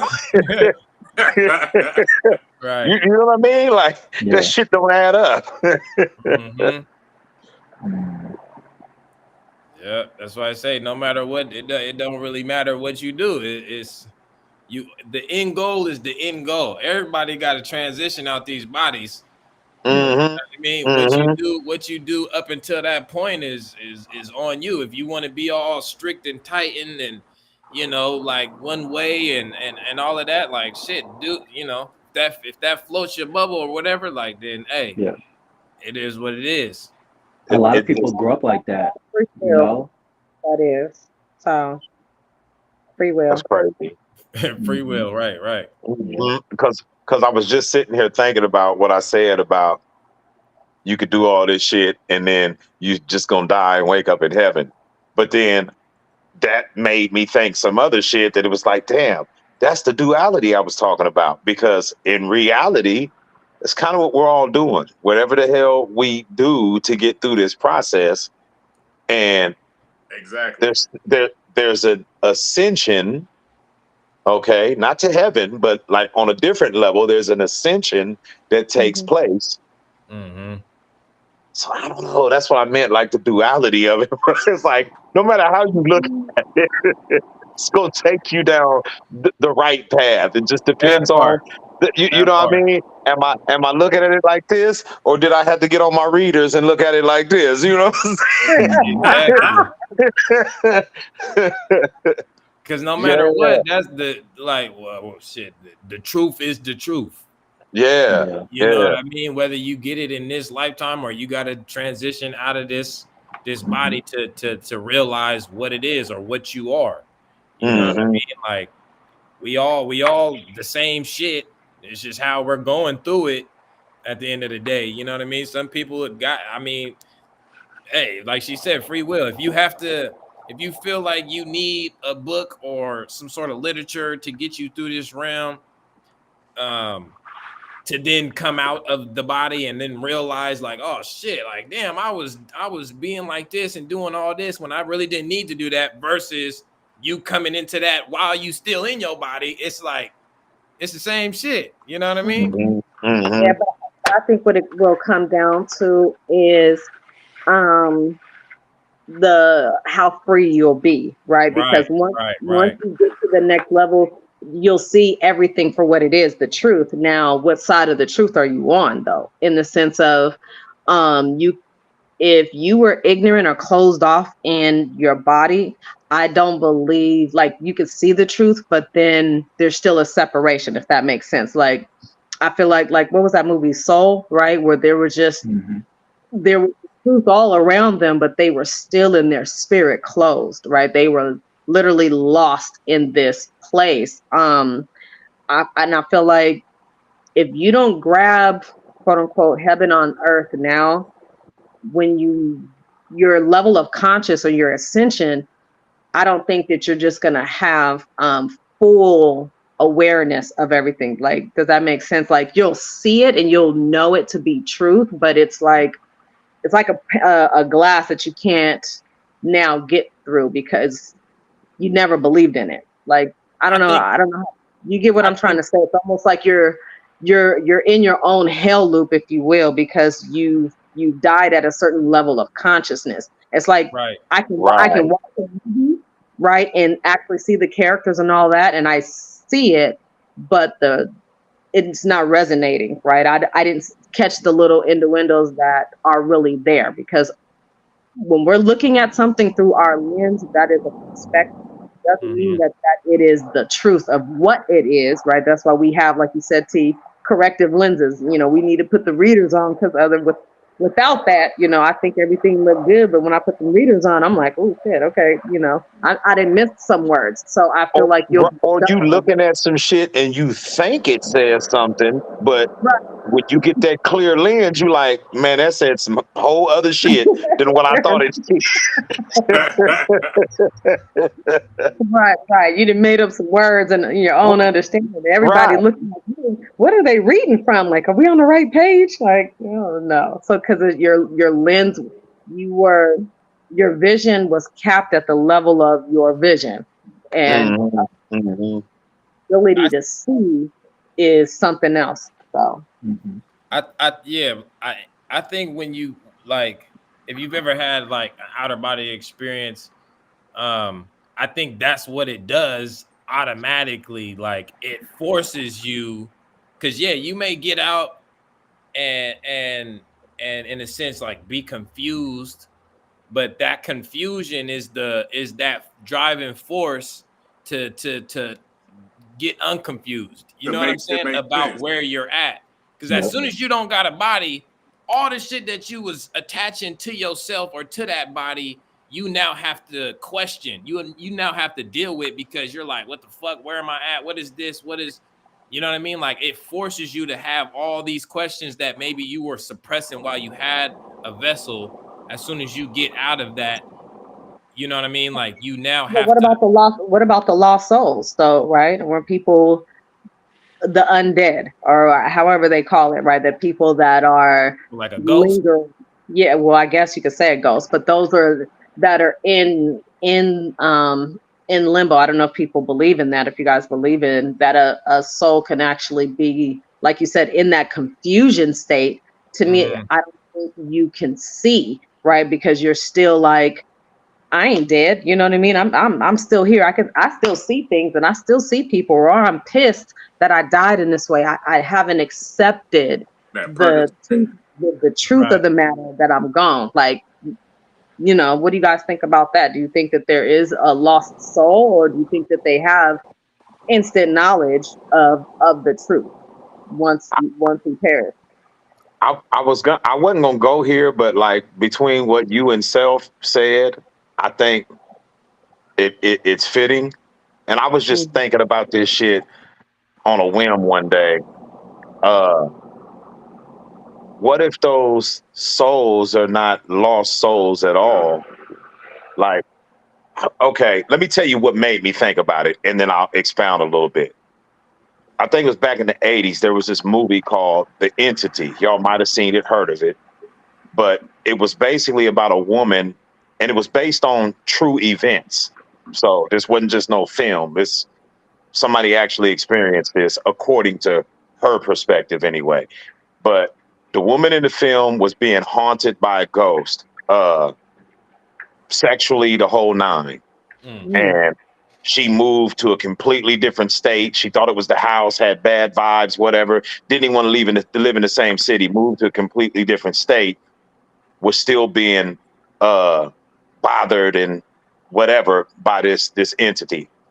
mhm. So that made me think: what if we're saying ghosts, but this invisible thing that's fucking with people is somebody that has mastered the art of astral projection? Ooh. That's a good. And I That think is that ties that in with is the lost souls and all that old other shit. You know what I mean? Like somebody Astral that projection in the sense of like still having a physical vessel on the plane, like on Earth. not necessarily, because I don't know how that works. That's why I said master.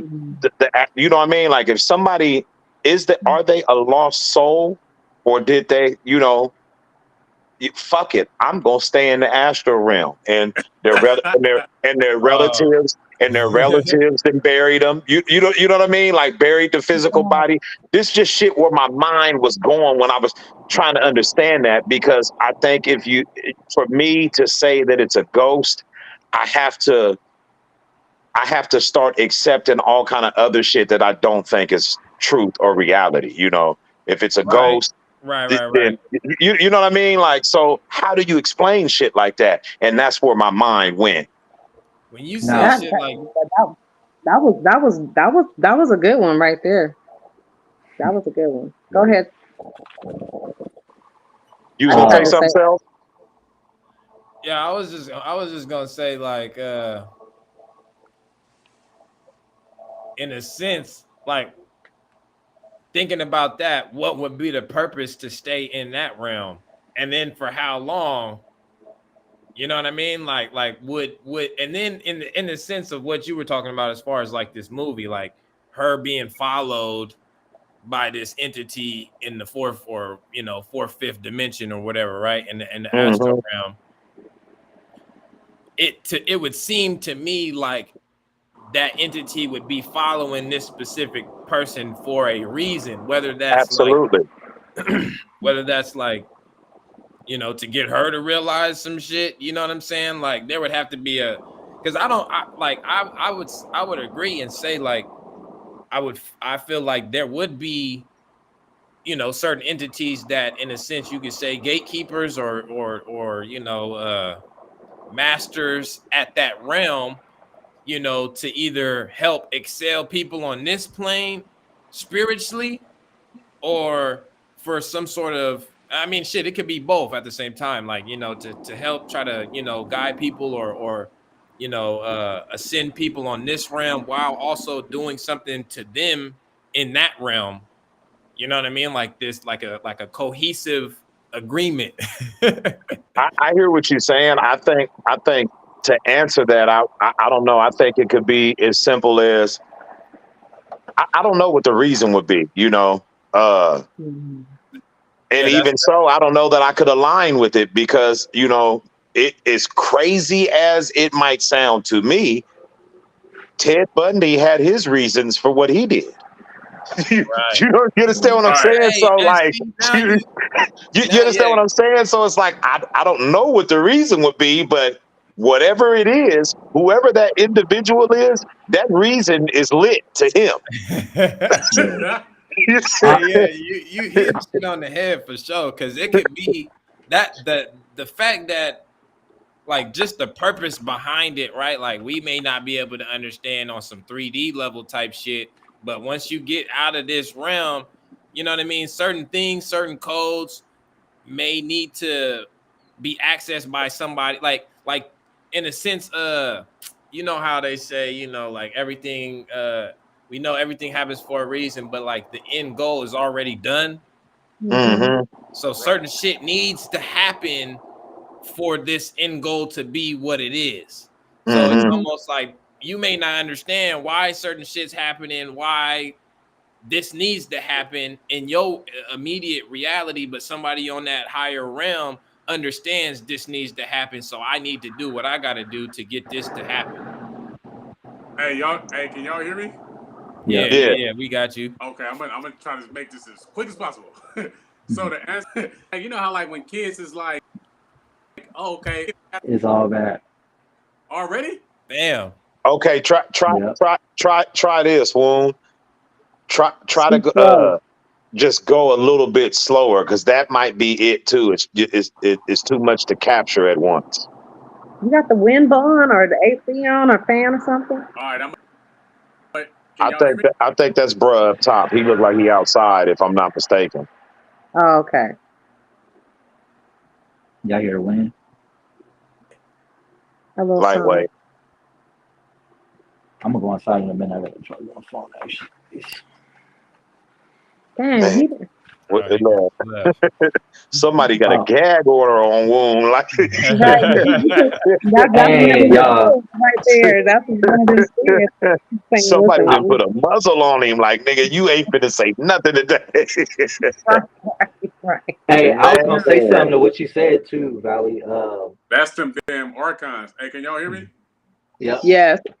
there you go. That's the archons. But real quick, so like when you're a kid and somebody asks you what you want your superpower to be, and they may say, "Well, I want to be invisible," right?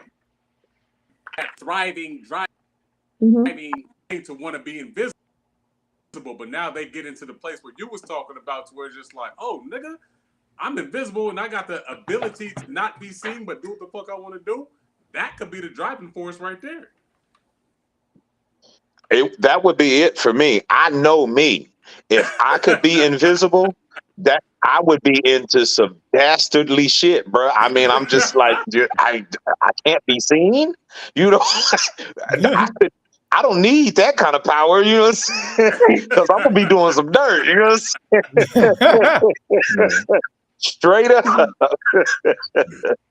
And I was going. and I Go don't know. I just think it'll be interesting. That is an interesting question that you pose. What is the purpose, right? Because if the material world and the spiritual world, there's a separation there.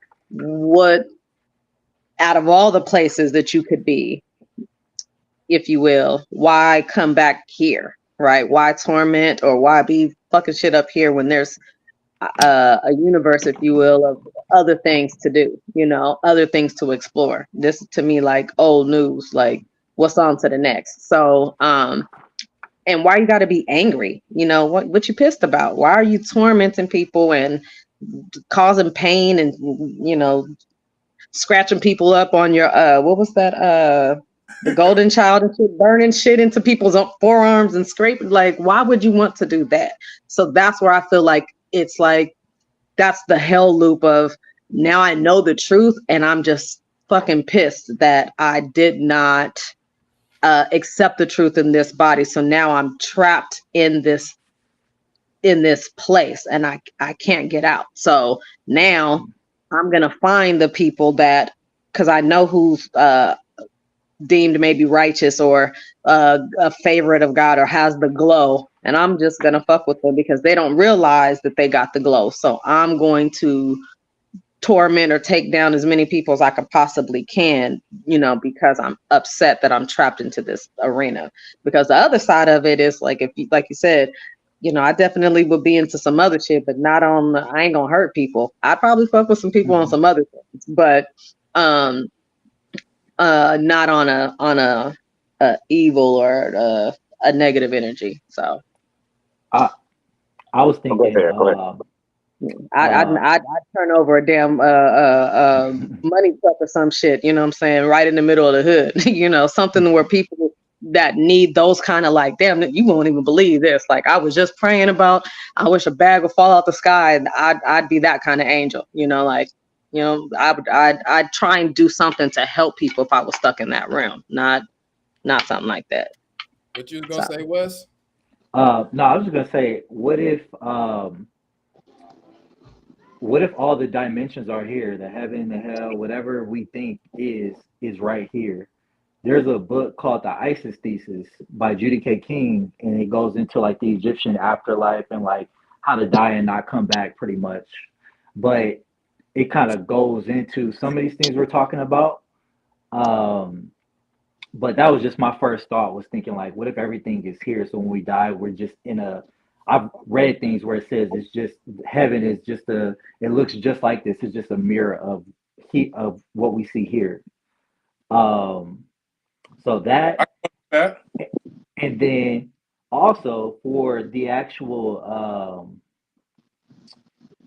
like when it comes to like why spirits may be mad and stuff like that. My first thought was, and this may be like far fetched, was that like if y'all have ever been on a trip, like with mushrooms or any type of like plant medicine, how you go, the energy that you have going into it, it's almost amplified So you're still at an elevated state, but the chakra that you're elevated on, it might not be on love and peace and that type of stuff. You might be in fear. You might have sadness, things like that, and those emotions are elevated.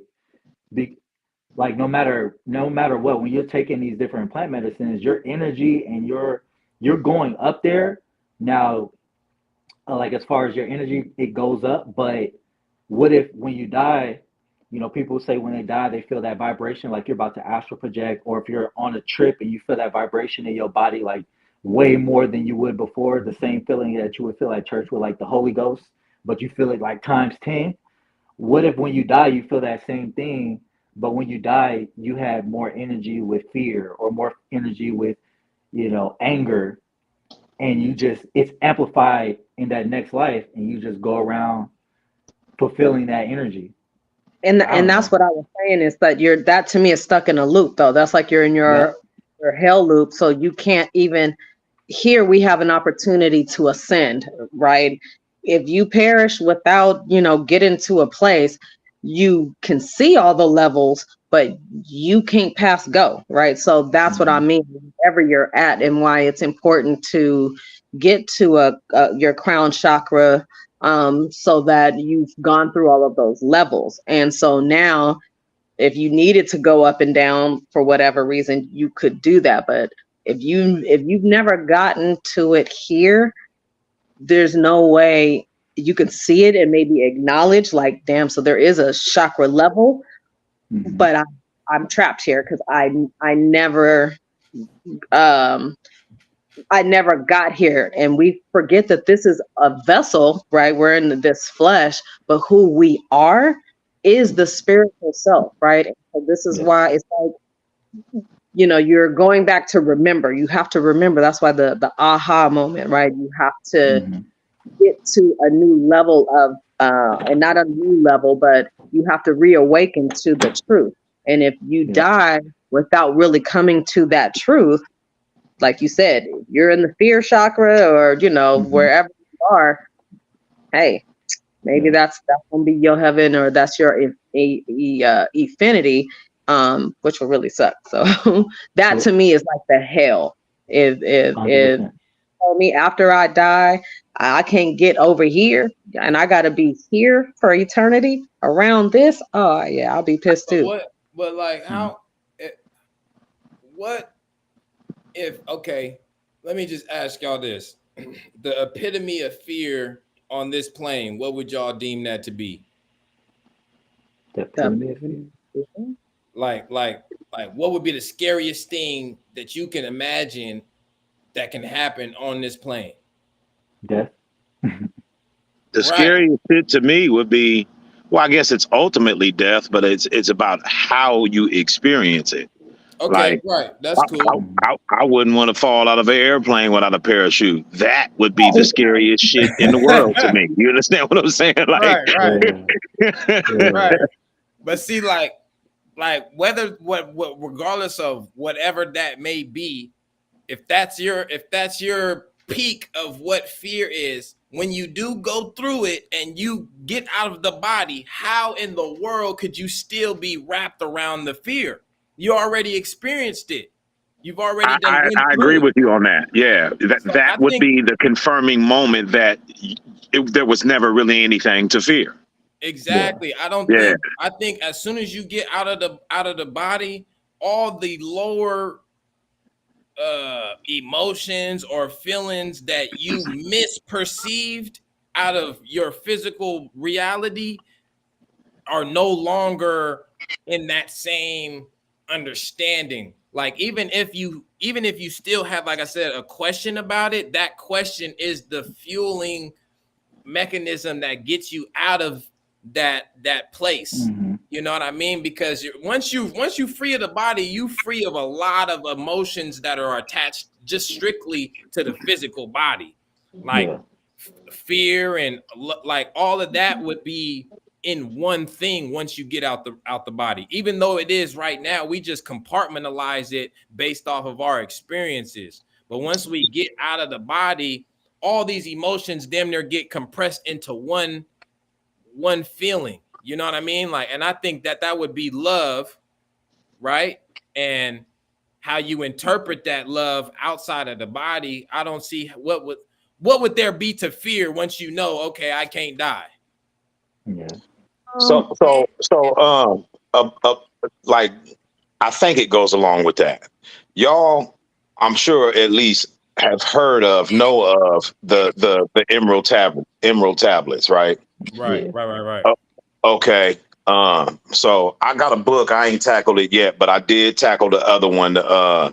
It's the compendium to the Emerald Tablets. It's a Billy Billy Carson book, Carson. right? Mm-hmm. And according to the perspective of that particular book, the astral realm is the final place of the so-called ascension. You understand what I'm saying? Mm-hmm. So and I don't know how accurate that is. That's why I wanted to keep going in on it a little bit more to you know from a different writer's perspective and see if that all that aligns. But if that is the place of ascension and someone has mastered the art of astral projecting prior to the transition of the physical body on as far as death goes, and they're able to move to and from. When we talk about free will to do whatever, good and evil, is there really any such thing as good and evil, or is that a matter of personal perspective? What aligns with your spirit and what does not? You see what I mean? Right. Like, Exactly. So somebody could be in that astral realm and fucking with people aligns with his spirit. You understand what I'm saying? Like I think that's one thing that possibly may not change simply because a person is able to navigate from one realm to the other. You know, what aligns with their spirit would still be what aligns with their spirit. You understand what I'm saying? Right. To add to that, can y'all hear me? Yeah. I will not be silenced. Oh no, we're about to see. I know. Hey, but now on some real shit, what you just now said, Snack, kind of remind me of damn, I forgot. I, now that I got the mic, I just lost my whole fucking train of thought. Ain't that some bullshit? That's what I'm saying. I don't know what's going on spiritually, man. They try to get you. They didn't Beetlejuice That's you. what I was gonna say, right? Because when we talk about, I think it's in it's probably in Romans somewhere. But when they're saying, see, he be taking too long to get his shit out.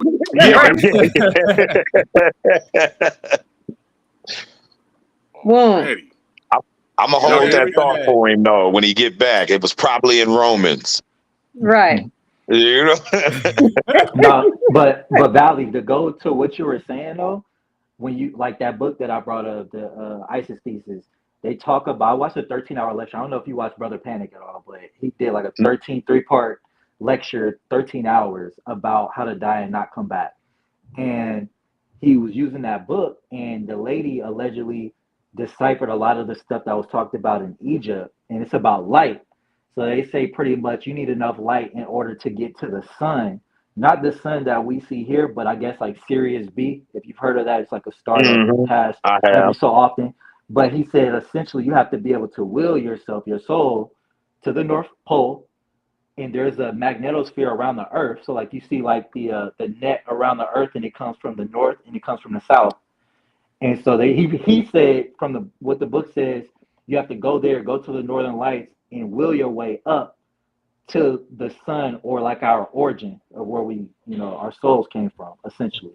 But that's what he was saying.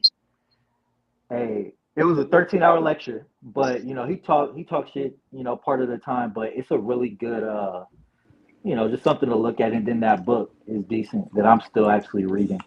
Well, if y'all don't see me after not this weekend, but the next weekend, you're gonna know what happened, because one thing I've noticed is every time I go on a trip, because one of the things that I've done when I get down with the shrooms, and I took your advice, Self, where you were talking about just just close your eyes and sit back and let the visuals happen. Mm-hmm. So every time I do that, there's what appears to be a star to me. But you know how when you on that wave, shit come and go, like it be there and then it's gone and there and gone. Yep. You know, it's like almost like a revolving kind of thing. But Mm-hmm. that is one constant every time I'm on a trip is that star that seems like it's unreachable. So when I'm hearing bruh talking about right now, I'm like, hold on. Was it a beacon calling out to me? I'm about to go find out. You know what I'm saying? Right. And if you can come back, you know what I mean, please do let us know to confirm, right? Need that confirmation. That's crazy.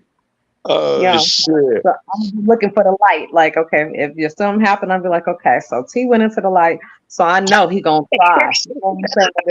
If Yeah, if the light start flashing or anything to do with light, I'll be like, T, I got you. You know what I'm saying? Now I know. Let me But find out what track he was on. no, but all bullshit to the side though. You said it's called the ISIS thesis. I want to look into that because Yeah.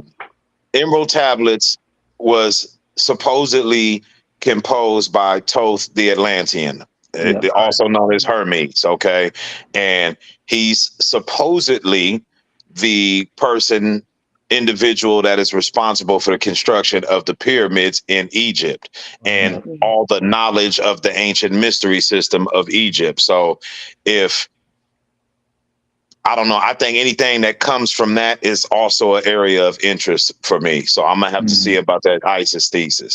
Yeah. Yeah. By Judy K. King. Okay. Even like I go online, it's called Ancient Astronaut Archives, and they read like the Emerald Tablets, and it's like 3 hours long or an hour, like 2 hours long or something like that. But it really hits your spirit when you actually listen to it or read it. The stuff that it talks about, it's just everything that we study and look at. It kind of coincides with that, and it really gets you to start thinking like, damn, like it's in me. And it talks very like it says to read it 100 times. Is that the same one that you? So when I listen It's to certain it, things that it tells you to repeat, yep, you know. yep, But the thing about it is though that it's speaking from the perspective that Toth himself and other members of this ancient society, that anytime that they appeared on Earth, the place from which they appeared was what we refer to as the astral realm, where it talks about the halls of Amenti. All that shit is someplace outside of the realm that we exist in. You see what I mean? So it's hard to wrap a nigga head around that, but I still think it's definitely it's worthy of my interest. I'm gonna continue digging in on it until I When have you say exhausted that my though, interest. when you say that outside of the realm of where we're at, that they just talking about with the two physical eyes. Because you could project yourself, and maybe that's what you was talking about. You could project yourself to these different places to be able to walk the halls. And there's the halls is just like the Akashic records, right? I'm not sure what that is. So the pretty Akashic much. records Yeah. is that's what I think I'm assuming that, the halls of Amenti. I've heard that, and it's synonymous with the Akashic records, but ultimately it's like this hallway or this place where all memory lives. So like your past life memories is existing in the Akashic records. Who you used to be in other lives and other lifetimes on this realm, though. You know what I mean? It can show you all the different everything, the history of this plane, all of that exists there. It's like a storage place on some computer shit. It's like a storage data center for this realm. And it holds all memory. Okay. But you can all this shit is accessible while you in the body. Absolutely. You Yeah, know what I mean? absolutely. and I think at least that's what I gathered from what I read from the particular Emerald Tablets book that I did cover. That's what I picked up from it, that it's something that is certainly attainable right here, right now. You just gotta get yourself in the proper alignment to be able to do it. Yeah. Right. Y'all think about this. I'm just thinking right now. I'm just brainstorming. So what? So if the universe is mental, the all is mind, the universe is mental, right? I was reading this book called The Chicken Soup Kabbalah by Lama Duque. He's an occultist. He actually lives in Sac, and he said something. All his books are very witty. He said something that really stuck out to me. He said the all is, the universe is mental, and then he asked a question. He said, "How big is your mind really?" And when he said that, I started, thinking like, what if we're all, because we understand that nothing is truly solid. We understand everything vibrates, everything has a frequency of vibration, and everything has energy in it. So everything is almost like light particles that we're looking at, that we're feeling, and everything. And what if everything that we're envisioning, we're all creating this reality together because we all come from the same source with different perspectives.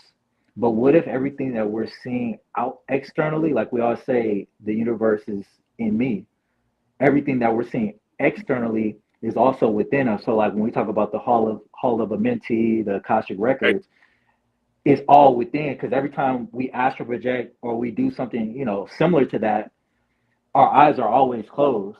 It's almost like we're going within, and all this around us is a part of us, within us, and it's just projecting out, and we're living in this day-to-day reality. I fuck with that. I think that's accurate. Yeah. Yeah, and that's kind of where I was getting to, back to the discipline, right? You're gonna have to dig in, right? And first the kingdom, right? The kingdom is within you. So we have to go externally to go back in, and it's consistently a loop, right? It's just gonna be going, right? The more you dig, the further you go into it, the further it keeps going, right? And so and this was back to the question about different ways to study. If necessarily, maybe you may not read something, something in the book, but we've all had deja vu moments. We've all had, we can close our eyes and see it. Then it and in essence, it's already happened. Nicholas Tesla, I fuck with him tough, just in the sense of he was trying to create something that captured the picture of our imagination or our thoughts.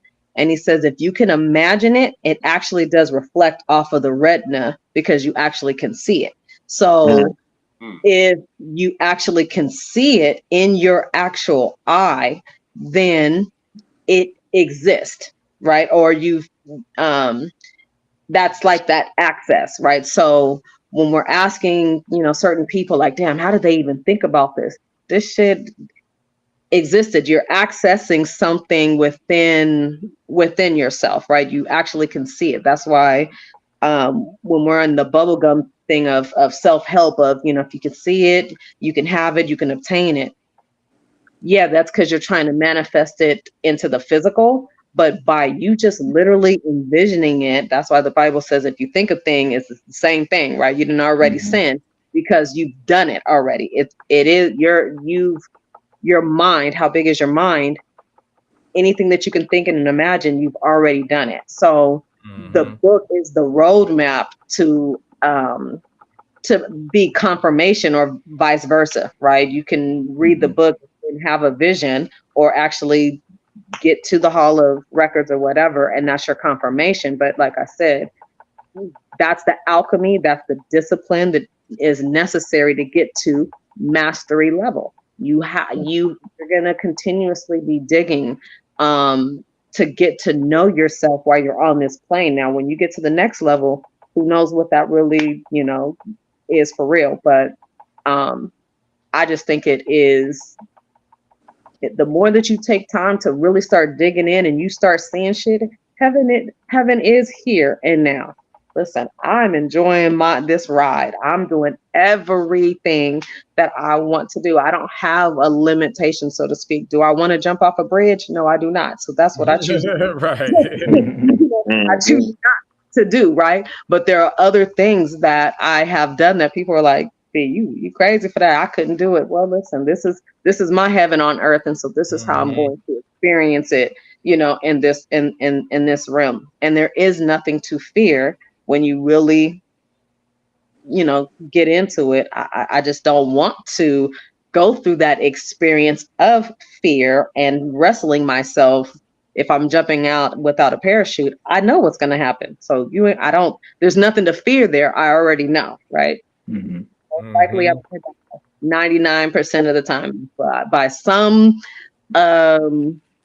lucky break, literally, I'm in 1,000 pieces at best, and I am a paraplegic until it's really my time to go. So why do I want to put I'd myself rather through that? fight a grizzly than fall out of plane without a parachute.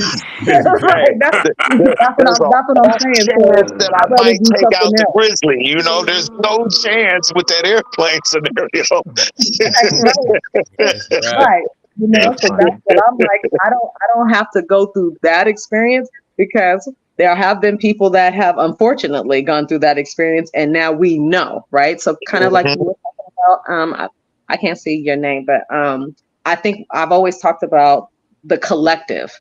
We are the collective. So if I got some knowledge, and Woon got knowledge, and T got knowledge, you got knowledge, this is where we're supposed to come together and make this master brain, right? And once we hear something, it automatically clicks for us. So do we really need to discover it, or do we just have to accept that we know it? Like, you get what I mean? That's part of the collective.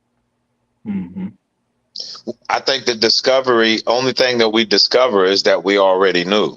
Yeah, Like, exactly. like, Right. like the damn, what's that? You recommended the book to me, Benay. I can't even think of what it's called right now.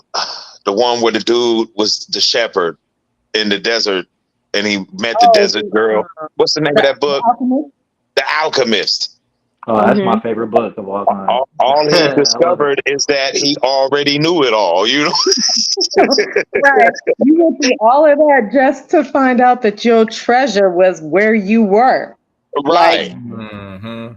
at home, right? Yeah. And the funny part to me, and I laughed, right, was when he realized, like, you getting stomped out, and you see, like, I had to go through all of this, and that's, to me, that's like life. Like, we go through questioning so much shit, but we have an inner knowing.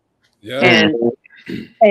And that was our choice and prerogative to, We remember. go through to go through the facade of it all, when in the beginning the information was given. It was told to him, but he was like, I didn't understand what that means. And if he would have sat with himself to understand what that was a lady, right? Or was it the spellbinder, somebody that told him, your riches, you go on this trip, you'll find this your riches, or your riches are where your home. We had to go through the merry-go-round just to find out that's where I should have been in the first fucking place. So that nigga went on a hell of an adventure too. Yeah. right. Only to wind up back at square one and be like, it was here Yeah, all there along. you go. Have y'all read That's Siddhartha? bragging. Have y'all read That's Siddhartha? what, and this is why I fucks with Hollywood, because Hollywood be having the answer. They be trying to let us know, right? Because that's what all the stories about, from Never Ending Story to The Last Dragon to Soul, It to has all of to. these things, to what's the Wizard of Oz.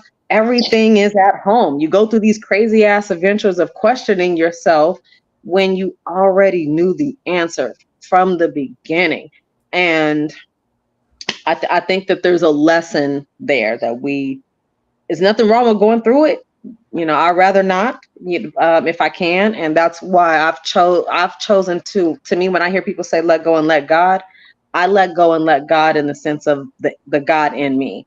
I don't want to do the mental gymnastics on figuring out a problem or a solution to a problem, that if I just be willing to sit long enough and dig into the crates of my own being, the answer, I have the answer. Like Mhm. Right. I used to do a lot of mental gymnastics trying to figure out, Yeah, discovering that's the thing. shit. You damn near got to get to that point of like, all right, yeah, I'm at peace. Like I'm good no matter what. You know what I mean? You don't how else you at peace until you really find that peace within by going through whatever you got to go through. Like you don't know the fire hot till you touch that mug. Mhm. Yeah, and what I've come to discover, peace is the war. Period. Like Mm. we're in such a place to get to a peaceful place, and we think that once you get there, you can relax. Hell no.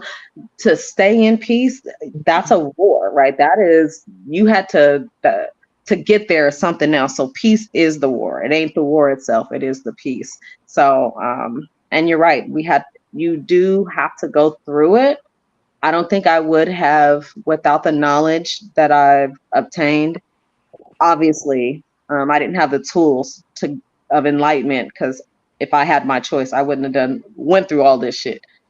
So now that I do have my choice and I do understand where I'm at, I've taken myself out off of the hamster wheel. Right now I'm doing alchemy things. Like now I'm getting to know myself and really understand the power that I possess. And it's really changed my outlook on life. I don't want to do successful shit. I am successful. I want to do soulful things. So Right. I'm I think retired that I already. think that is part of the choice at the same time, because even just with me, I was making a lot of decisions that, yeah, like in hindsight, it'd be like, damn, why I had to do all of that shit just to, you know what I mean? But that was it was like in a sense, like I had to do that, or else how else would I have came to the understanding where I'm at now? You know what I mean? I think that's the beauty aspect of the journey. You know what I mean? When you do get to the point of what you're talking about, like, okay, yeah, now okay, I get it now. You know what I mean? Like all that was necessary for me to make those decisions and those choices to get to where I'm at right now. You know what I mean? It's a beautiful journey, no matter what. You know what I mean? And yeah, like it's and then what you had said too, like studying all these different, all the different ways you can study self. Dang, what was you saying? You said something, you were correlating something with reality. It just made me think about uh ants for some reason. Like how like our reality, when it comes to like war tactics, they got all that shit from ants. You know what I Oh, mean? Studying how ants. There's an actual book to it, where they literally studied how ants would fight, different clans or whatever you want to call them, different little communities of ants, and they would study the way that they would attack and when they would attack and all of these different things, and that's how they done created a structure for how we literally utilize our war tactics when it comes to attacking and where to attack and at what time and how many troops to send this way, and then to have some go around the back, and like all these different things we are learning from all these different things, like nature, and we can see a lot of you was talking about the movies, like where are they getting these ideas from when it comes to how they're doing these Hollywood. movies. Yeah, Hollywood. Yeah, and a lot of this stuff, they be getting from nature, and they'll study some bees and then create a whole movie wrapped around, you know what I mean, like the lifestyle of a bee. I don't know. All that stuff is just, it's real interesting. The more you start to get deep into the studies of like what you said, self, because all is self, no matter what. So anything you choose to study, it's going to lead you back to yourself. So yeah, that's I Hey, love A dope movie if y'all get a chance. Since we talking about movies, you might have seen it. It's called In the Shadow of the Moon. Sounds And familiar. I'm not gonna tell you nothing else, but that when That's the when one. when That's the one. when bruh said, "How big is your mind, really?" Yeah. Whoever put that shit together, their mind was Um, pretty fucking big, you know. In the Nah, I'm shadow gonna of watch the that. moon. In the shadow of the moon, Mhm. it's I ain't never seen no flick like that. I'll just put it like that. It was next level to me. I'm gonna Yeah, have to watch it. Okay, I'm gonna tap yeah. in. Tap Hey, in. y'all, I gotta get out of here. But Yeah, we going. man, It's it's been about that good. time. What was your It's been name, good. bro? I didn't catch your name. Wesley, Wes. What? Okay, okay. Yeah. Yeah, I'm T Snag Uno. I'm the man with many names. It just depends on who's Nice talking to meeting me, you, I brother. guess. Yeah. Hey, Hey, I Good was to appreciate you meet gonna. for you. sliding through, man. This the first time he then graced the stage. So we're gonna definitely have you on, some more and stuff. Every time we go on, I'll send you the link. Yep, just hit me, man. It's been a pleasure speaking with y'all. Most def, man. Yep. I'm All right, gonna do y'all. my homework too. I'm gonna do my homework too, and I'm gonna get in on that Last Dragon. Oh Yeah, yeah, yeah. yeah, yeah. Me yeah. too, So me that way, too. whenever y'all ready to rock, I'll have like a refreshed viewpoint of it. Yeah, Yeah. yeah, yeah. Hey, Most So def. read. the only thing I'm I would sorry. Go suggest ahead. if you're gonna do the Last Go Dragon ahead. too, um, listen to what songs come on during certain parts of that movie too. That'll even Mm, take it to the next level as well. I gotta watch that You too. know how Okay. like Yeah. there's music that comes on for certain things, right? But when you listen to what's happening and the music that is being played lyrically, it's a head trip too. So Mm, Okay. I Okay. think you can say that as a as a man of music. So yeah. Okay. Yeah, I'm gonna be on that. All yeah. right, y'all. Peace. Hey, before I go to Valley, go if you have it in the name. Read Siddhartha. It's called Siddhartha. It's about the Buddha. It's like Oh, a Okay. story. It's similar to The Alchemist, but I think it's yeah. a little bit. It's a I, little s- I different, sta- but it's good. I started reading that. Yeah, and I never went back to it. I just got busy. But thank you for that. Yeah. That's No. on my Yeah. that is on that level. Yeah. Mm-hmm. Yep. Thank All right, you. y'all. Yep. No problem. Talk to y'all Bye. later. All right. All right, so are we wrap? Is this a wrap? Where the host at? Are they gone? Did T. they just dip? They just dipped on us. I'm back. Hey, I'm back. look. I'm back. Hey, I'm look. here. Them niggas in the astral realm. Right.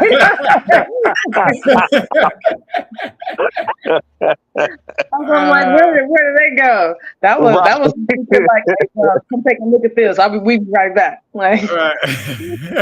so welcome back. So where you go, Josh? Who you was spying on? Who you uh, looking at? shit, my son trying to, asking me questions and stuff. So I had to go holler at him for a second. Oh, okay. Yeah, but I'm glad to have tapped in. Y'all did it at least earlier, in the Yeah, day. yeah. We're gonna try to Mm. do that, because I know, shoot, starting at 6:30, we would have been on here till 10, 11 o'clock during the week. Yeah. People got work and stuff. So we start. What time did we start? 4 o'clock. So yeah, Four. Yeah. that's a cool time. You know what I mean? We're gonna try to do it a little earlier than what we were doing, just in case it does blow over. A couple of hours, we'll still, it won't be so late for everybody. Are you guys on a schedule? Like, is it certain days? Not really, no. Uh, what I be having like my work schedule, what Woon, certain stuff Woon be having, going on. So we Hmm. kind of just be, yeah, you want to run it tomorrow? Like, yeah, let's run it tomorrow. Like All right. we're gonna Okay. try to Well, get back on the schedule though, but I know he was talking about doing the Last Dragon show and We talking about gotta do that. that. Sure. Gotta do Yeah. that one next. So we'll try to yeah, actually set that one up. yeah. That's to say, if you could schedule it so that I know, 'cause I'd love to be a part of that one too. Yeah, yeah. Yeah, Oh because yeah, Yeah. sure. I don't want to miss that one. Yeah, because like I was telling Woon, as a kid, I was so sprung on that movie. You know, Mm-hmm. like, and it took me to be older to understand how lit it really was. You know what I'm saying? Like, wait a minute, I wasn't just young and blown away by this movie because he was a black kung fu master. This shit was lit on Yeah. countless levels. You know what I'm saying? Mm-hmm. Yeah. And that's what I Yeah. said. Like reading the Bible or something, or reading something, you'll get a fresh revelation. So even as a kid, it was dope. So the older that you get and you've experienced life, more stuff even makes more sense on, social stuff and dating and all the stuff that he was, kind of going through. So like I said, it's dope. So just make sure you guys let us know, because I definitely want to tap in. We can like sometime next week. Okay. This 4 o'clock work for y'all? It may or may not, but one monkey don't stop the show. My work schedule is kind of one of them ones. Nigga get done when we get done. You know what I mean? So Right. Yeah. yeah, Same. Yeah, Okay. I have a little more flexibility, but it just depends on, again, if I know, then I can make sure that I'm free. Okay. So, Yeah, so cool. we'll try to schedule it out, to let y'all know at least in a couple of days advance. yeah, for T, sure. what about yours? T, are you on a schedule for your podcast? No, we not. It's kind of been rough. But we went ahead and got it back going. Everybody's kind of doing their own little thing. I would like to do it every 2 weeks, since once a week seems to be too big of a issue. But Okay. I would settle for once a month. I just think I would like to be it a little bit more frequent than that. But it ain't just me, so I got to roll with the punches. Wow.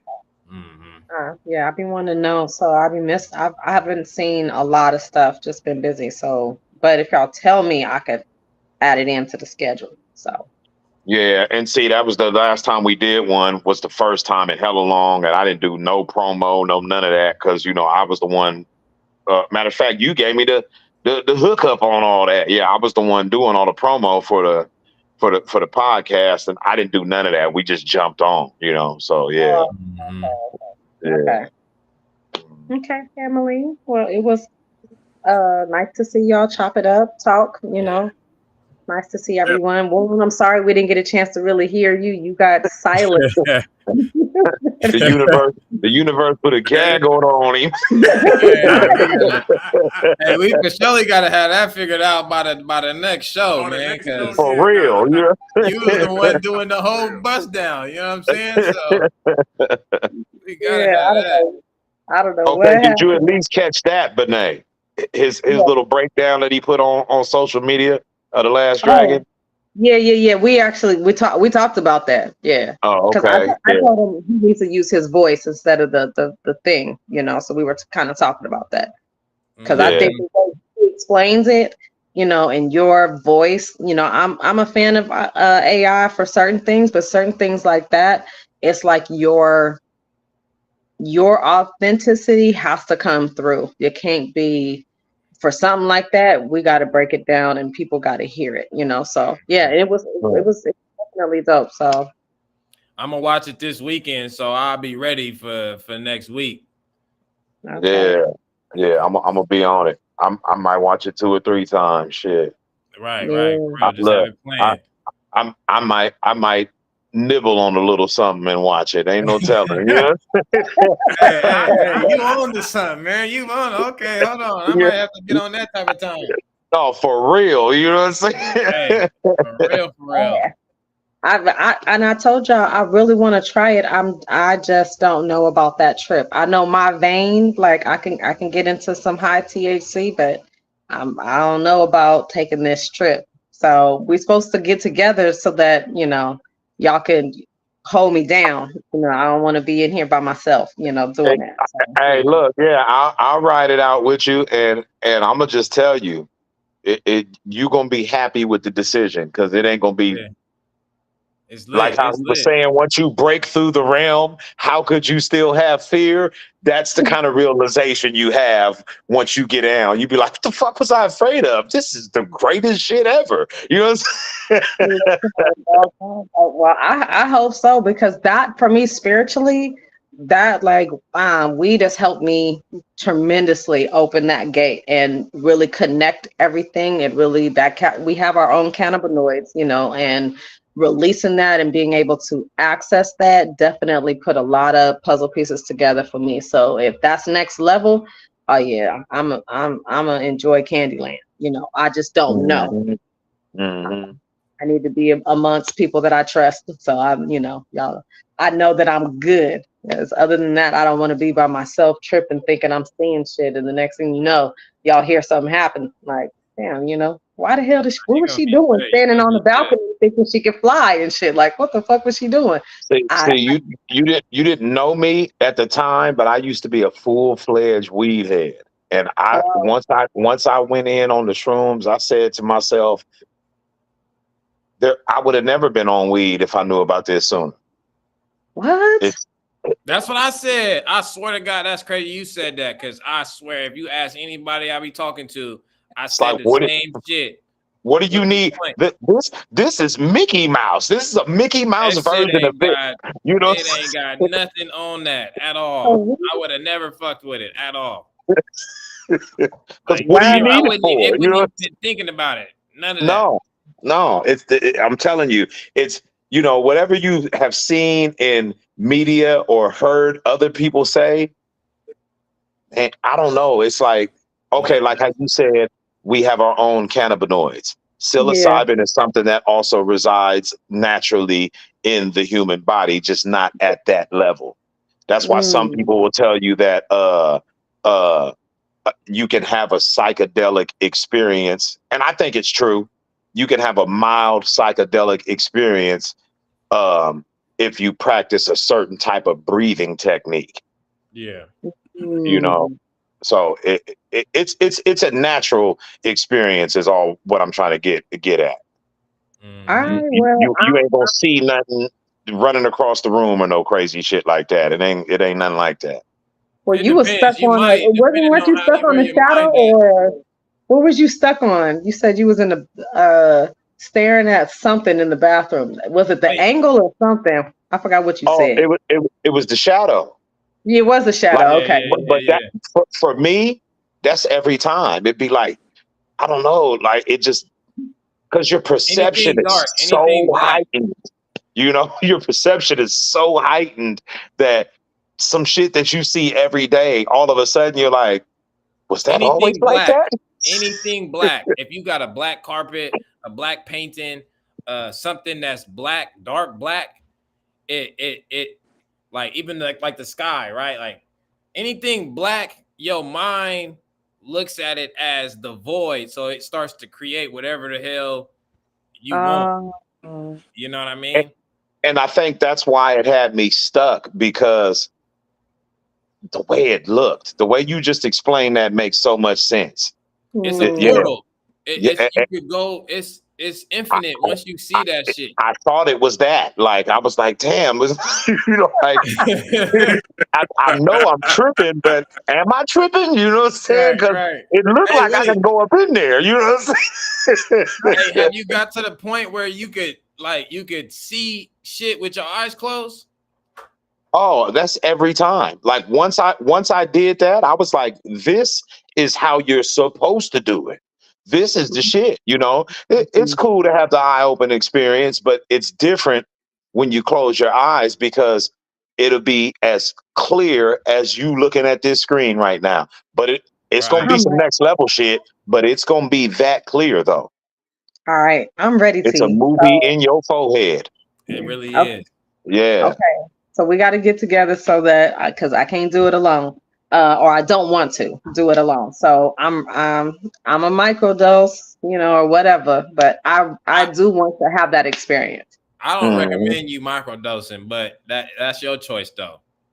Well, and what I mean by that is, You're gonna feel so, play. You huh? are You're gonna feel like you're you gonna got be like, played. oh no, I'm cool. Like you may get like a high level of anxiety, and then you're gonna think that that's what it's all about, and then it may get you to not want to do it again. You know what I mean?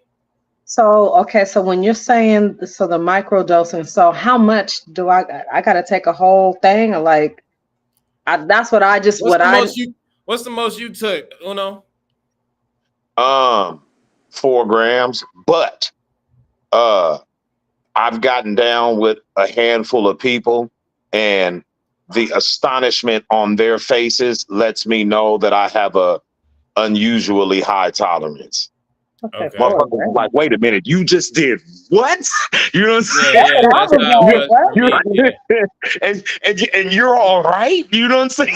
Right, right, right, right, right. What about So you? I mean, I can't use that as a starting point for anybody else, because I started with 2 grams and it was like an hour and 20 minutes later, and I was like, bruh, yeah, some shit look half-ass different, but not really. You know what I mean? Like, Yeah, and I understood that for me, I won't even get down unless it's 3.5. I'm gonna do an eighth at least. right. Yeah, But yeah. how long you been doing that? Shit, however long that's been since that time I linked up with you. Okay, okay. Yeah. But I will say though, I think the intensity that comes with doing that sort of grammage, I don't do it often. It be Okay, it be okay. it be months in between. But then there's been a Yeah. couple of times where I get down and I'll be like, I'm gonna go again today. And then the next day I might 3 days in a row, but then not again for 7 months, like it's like that. You got to Yeah. do it when you really feel it, because it's a mind bending spiritual experience. And if you approach it from that angle, I can't see nothing bad coming out of that. You Right, know, right, right, right. I mean, I'm not gonna get into it, definitely with fear, because I understand again what we just talked about, being in a loop, right? Then I'm gonna be Mhm. talking about, the bunny rabbits is coming to get me and stuff, So I'm gonna take it in that spirit and in that vein, but it's for me the unknown, So I don't know. I can't You take there though. It's not I like you can't take, ain't. huh? I said you there though. It's not like and I'm saying like when you're off of the shrooms, just not like you drunk and you get like, how you get nothing when like you that. get drunk and you can't really walk and talk, and like shit, you may not be able to talk or get like your thoughts out at a certain point, right? But Okay. because I didn't took enough sometimes where I'm like, I be thinking certain shit and I'm like, there's no way I could even verbally try to explain this shit You right now. sound slow if you try to talk to somebody. They're like, The fuck you you be thinking talking to about? yourself, like, when did I become, I can't even say it on the thing right now because Exactly. y'all might get, but you be like, when did I become an IEP student or some shit? You know what I'm saying? I'm remedial. I can't talk right now. You And know what yeah. I'm But saying? once you balance yourself out, then you'll be like, all right, boom, now I'm ready to, hit y'all with all the shit I couldn't say a couple hours ago. Now you know what I'm saying? I got my shit ready to go. You know what I mean? Okay. But Yeah. it For me, what I did, and this is why I wasn't really afraid of it. First of all, I did a whole bunch of research, but on top of yeah, that, yeah.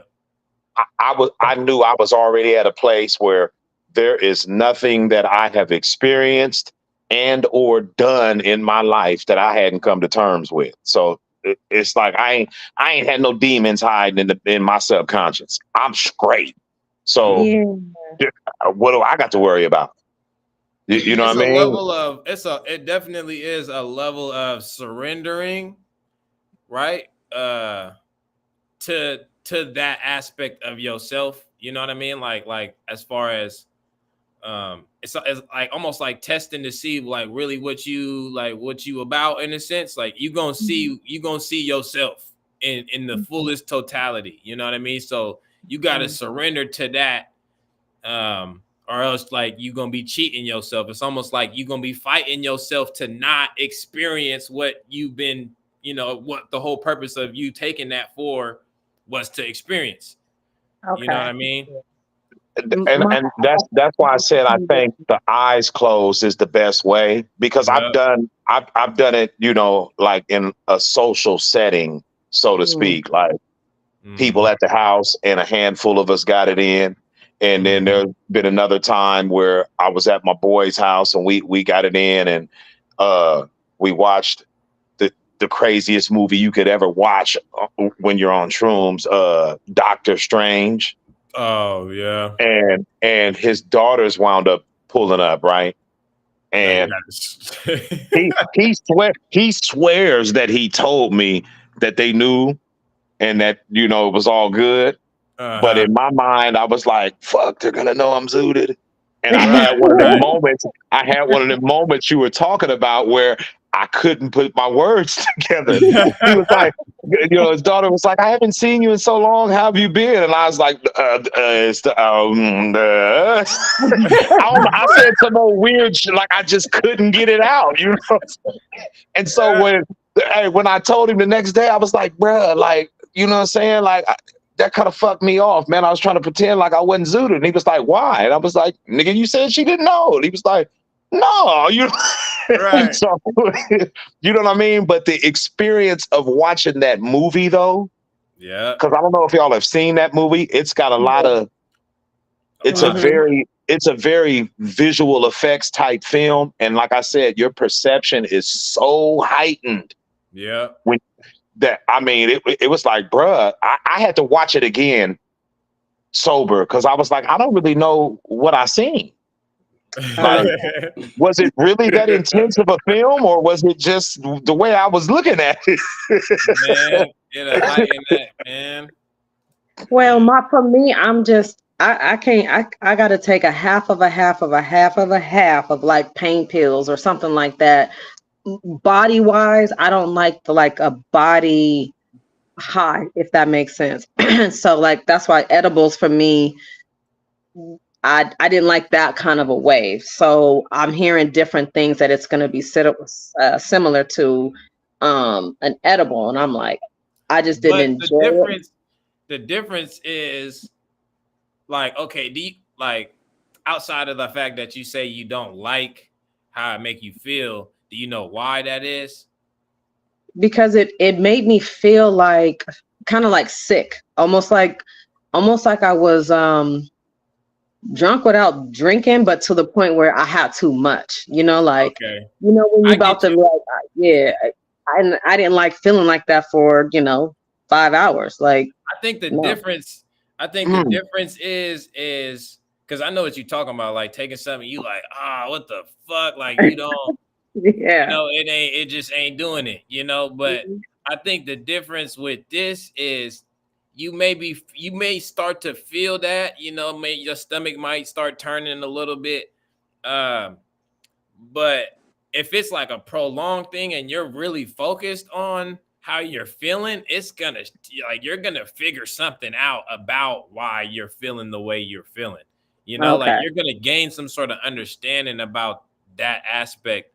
It's not like you just gonna be feeling like that without coming to some sort of understanding as to why you're feeling like that. And once you do that, it's gonna go away. You know what I mean? Oh, okay. All right. He's right about that. He's right about that, because one of the times, matter of fact, it's been a couple of times where I really thought I had to take a shit.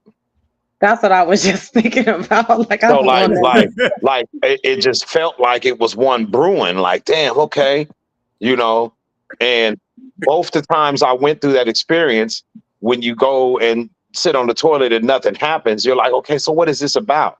And what the understanding that I came to, because again, everything is heightened. I never had to shit. It's just that my perception and everything, my sensory is so off the chain. I'm simply aware of the digestion that's taking place in my stomach. No, Do you understand? Do you understand what I'm saying though? Like, and that's really all it was. You get so tapped into your body and and depending on how much you like, I've taken, because the most I've took was like almost well, it was like 5.3 grams or something. But I used to take 4 grams all the time, like damn near every week for fucking close to a year. Like I was going. And it was one time I had took some, and I swear how it felt was like I was in communication with individual cells inside of my body, you know, and then I started to damn near figure out like when I would feel something, that's the communication. Like that's them telling me, hey, you need to pay attention to this area, or you need to He's bring your absolutely awareness. right. You know Yeah. what I mean? And but Yeah. see, I get that with weed. I got a toe that I broke on my right foot. It was years ago, but I felt like that, like he says, communication. It's like that area of the body just feels different. It's like so he's absolutely right about that. That's what I mean when I say the level of sensory perception is, you can't even really put that shit into words. I thought I was itching one time, and then I came to realize that I was like, I just feel all my hair follicles. I can feel them. Like I am not bullshitting you. And self know I ain't putting a 10 on it. It is that deep. You be like, I'm tapped telling you. all the way the fuck in. I'm telling you, yeah, that shit ain't no joke for real. I get like that, like even in my meditation without weed. I when I meditate and I do like body work or my healing work, that's like the first thing I do is, you know, really kind of go from the top of my head to the soles of my feet and really communicate with those cells. And like I'm really like transforming cells. Like, okay, if I felt sick, now we about to, and I visualize like to the tiniest. I'm in there with the tissues and all of that, and just in my daily like meditation, just to restore my body, right? Because I feel like, you know, every day we come in too much stuff and I work out so much, I have to pay attention to those micro tears. So I'm literally in my meditation in the zone, in those micro tears, you know, seeing the little tentacles and all that stuff doing what it's doing. So if it's that's definitely up my alley, because then that's more healing to me. Then I get to really be like, okay, what else is, you know, can I fix around here, or whatever needs some attention. So the more I'm listening to you guys, like I said, I think I'm at a place now that I'm ready. A couple years ago when we talked about doing the camping trip and doing that, I was like, I'm gonna watch you niggas do this. I may take a bite, but you know, I don't know about that. I'm gonna tell you what my sister did. So me, my brother, and one of my sisters, we got down. It was around this time last year, and my sister was, you know, she was kind of chicken shit, and so she only did, I think, like 1.5 grams. And so when everything kicked, and it's like seamless. You'll be literally chilling, and all of a sudden be like, wait a minute. Yeah. Hey, look, wait a minute. Was them stripes always on his shirt? You know what I'm saying? Like, yeah, you know what I'm saying? So like when it kicked, and you know, me and him was kind of, you know, like where we was at, she was looking like, how come I don't feel like what you guys look like? Because you were scared. Like you gotta get a little something, you know what I mean? You gotta, don't go overboard, but you gotta get a dose though. That I say a minimum of 2 grams. Me too, yeah. Anything less than that, you're almost playing yourself, you know? Yeah. No, I mean, you know, I'm grown, so I could take the shot, right? Like that's how I view it as. If I have to take the shot, then that's what I'm gonna take, because I don't want a weak ass experience, because then I'll never want to do it again. So and another thing, clear your calendar. Like, because the way I do it, if I decide that I'm getting down, there's nothing else that I'm doing. Like, because it can, I'm saying for that day, because it can vary. Like, it can vary from like 4-7 hours, you know, and it has stages of it. Like, because there was one time, like, I thought I was good, and then when I got up and was getting ready to get my shit and leave my boy's house, I was like, wait a minute, I can't leave yet. I'm not. It hits in waves. It's like the ocean. Like you'll get a wave, and you'll be like, oh, hold on. You'll sit back like, oh, hold on, I need to chill out. And then 5-10 minutes go by, and then it'll like pull back, and you be like, "Oh shit, I'm cool." Like, okay, I could get up, and then that shit hit you again. Another wave of coming. You be like, "All No, right, for hold on." real. For real. Okay, Yeah. I have one final question about it. So, you know how like when people are drinking and some people are like in they get drunk and they're emotional, or some are touchy feely, or some are angry and all that. Is it similar to, like, are you the same kind of person? Like, I don't know who you are when you're tipsy, if you're emotional, versus being on shrooms, if you're still that emotional person. Like, that's key for me If too. you, I think if you are emotional, you may come to, like, you may get in your mind, you may start, traveling through certain experiences that you had, and Okay. you may come to, you may start getting emotional about you realizing certain stuff about yourself. You know what I mean? But like when you say emotional, is that what you're talking about? Like you may start crying over an experience that you done had or something? Well, I mean, what I'm trying to see the correlation of like how you are under the influence of anything. Like, I'm not an emotional person. I like to dance. I get more extrovert when I'm either high and unless I'm listening to something where I'm kind of cool, but I tap into other energies. So I just need to know what kind of energy I may get into. So if I'm not a like angry drunk, or I'm not a emotional person, I start crying thinking about some shit. I want to party, I want to dance, or I'm really thinking about stuff. So I'm really in good energy is basically what I'm saying. So does that correlate um on the shroom side? I think so. Like, Like if I'm we more of a, if like we all in there vibing, I'm a touchy feely person and all that. I'll be like, let's go do something or whatever. Like, it gives me more energy. Does that make sense? So I'm trying to gauge if it correlates across the board. yeah, I think it's For a. for I think me, it. I don't. It doesn't make me any different than I already am. It Okay. it it's more of a, like I said, perception is Okay. it greatly intensified. You know, yeah. Like you Be, said, if you like to dance and you like to, like, to me, it's Or kind I'll, of like a roller I'll coaster. put on music or something and I'm deep Oh, into the lyrics, music and has to be on. Yeah, music has to be I'm on. a, but But you yeah, want it to I be a don't listen certain to type music of with music, lyrics. though. I don't listen You, to music with lyrics. no, no, no, no, no, no. It's You just straight like neo mm, soul beats. Like it's absolutely. nothing. And And your body will relate to it. Like when you sit down and you listen to music with your eyes closed, and there's all sort of images that you'll see. it's And enhanced. and you'll notice that the images are along with the rhythm to the music. Like that's Yeah. why you have to have certain, like, I wouldn't suggest like the regular shit we listen to. Like the type of music Yeah. he's talking about, neo soul shit, smooth shit, lo-fi music, even, yeah. some of that that, what is it, that Indian shit, Ganesha type shit, Oh like that. You know what I mean? Yeah. Mhm. Something that's really gonna go along with the flow of the experience. All But like right. you may get hyped, you know what I mean? Because sometimes I'll listen to a certain, beat and it may be going, and I might get up and just kind of just vibe out in my little circle real quick. You know what I'm saying? Stand right up and vibe out, and you know what I Okay. mean? Like to me, it's like a ride. It's a roller coaster ride. If you getting on, you getting on. Strap up and just try to have a good time. You know what I mean? You're gonna go through some ups, you're gonna go through some dips, but at the end of the day, I don't even look at the dips as like a negative thing, because you always gonna learn something about your dips. You know what I mean? Hmm.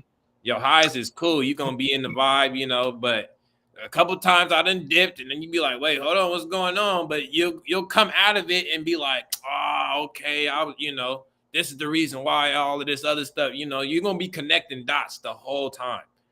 I I, love I've it. All challenged right. I've challenged the experience also. And what I mean by that is uh went somewhere on it in the passenger seat, but we had ordered some food, and Oh, of course the driver wasn't getting down. But so I got in the passenger seat and I got to experience a ride through traffic. And I'm talking about I was zooted. hey, that shit fun. Feel Hey, like you on a so spaceship or something, right? Can't man, feel the listen, wheels or nothing. and then I got out and went into the pizza joint to get the you went pizza. in? Oh, Yeah, hey, I was like, I'm gonna do it all. You know what I'm saying? So right, look, right. so look, in my mind, I'm like, do they know? Like, is it written all over me? And I'm kind of getting these looks while I'm in here and shit, right? And then when I get back in the car, I was like, man, they was kind of looking at me like they knew. And then I looked down, I had this shirt on that I got from a nigga to be performing downtown that says God mode. And I was like, maybe they was tripping off my shirt, you know? Right, right. Yeah. All right. Yeah. Well, listen, It's a I'm great time though. All in all, it's Hey, a great time. It's a great experience, and I can't see nothing bad coming out of it. hey, yeah, Uno, I'm that's not gonna go into it thinking something went bad. Like I think if I would have did it during the time that we talked about it, I probably would have had a bad trip. During that time, there was a lot of fears or unknowns, and I'm at a place where I'm just like really in a free space. So I think, this will be a good time. So, y'all just got to let me know, T, what I'm saying, let me know, because somebody, I need y'all, to experience it with me, to be my what is it, my sensei, or Hmm We'll, my I, person. hey, we'll walk you through it. hey, Yeah. real quick. Uno, you just said you have a shirt with God mode, right? Yeah. Woon I knows. already know. Woon I knows. know. I know. I swear to God. Hey, right Hold hand on. type shit. What's up? So first off, the person you got it from, I had a shroom trip with him, right? At my house. Okay. Okay. Watch this. I swear to God. Fucking, he was asking me, how do we stay like this all the time? And I said, hey, bro, I was like, on some real shit, this is what I call God mode. I swear to God. Dang. I said, this is what I call God mode, when you can be off of the mushrooms, like when you're not taking them, and still maintain that level of awareness, frequency, vibration. You know what I mean? Right. In turn, from me having that conversation with him, creates his whole brand called God mode. I swear to God. Wow. Wow. Wow. Wow. That's why when you said that, I was like, wait a second, what? So the whole idea behind God mode was off of mushrooms and maintaining that state of awareness. That's Well, crazy. So I'm gonna tell you why that's crazy is because I wound up following him on Instagram, and I could have swore I knew this nigga. Like after I got on his IG, I was like, has he been on the show or something? Nah, Nah. Hey, you met Uncle Dave before, right? Uncle Dave. I don't think so. You probably seen him around before. Dark skinned cat, real slim, long hair. Probably seen him at probably one of the pool halls. But that's his son. Huh. Okay. Okay. we used to Yeah. be in the I didn't rap. trip off at it when I seen him in person. It was when I was going through his IG and looking at his name on there. It was like, man, it seemed like I know this dude from somewhere, but I couldn't place it, so I left it alone. You probably seen it in Woon's video, because in that Let's get educated. the Let's Get Educated videos, me, Woon, and Mr. Lewis. That's Okay. his name. Okay. Oh, Yeah. that would probably be it then. Yeah. Yeah. well, yeah, no. So, But like I yeah, said, I'm on another end of the spectrum when we're talking about staying in an energy. My latest thing is about being in tantric energy and creation, utilizing that sexual energy for creation and a whole bunch of stuff. So, and that lasts all day. So, if we can get in God mode, tantric mode, all of that, I'm there for it. So, we could yeah. do it. We could do it. I'm with it. We got to do this sooner than later. When you coming back, Woon? Because you got to be a part of this. Yeah. Oh, What's shit. up? They're going to throw me in the mix like Hammer, huh? Man, hey, 'cause I remember the story you told about the time you tried to get down and it didn't really work out for you. So, Yeah, yeah, I I had some it was Hammer shrooms. It was some some Reggie. think That shit was mid. I had some mid. Man, he sent me a picture of it I think it was in his hand or on the table, and I was like, "That's all you took, bro? That shit was small as hell." Oh yeah, no, You gotta have a little bit. You gotta have a little bit, otherwise, yeah. Mm-hmm.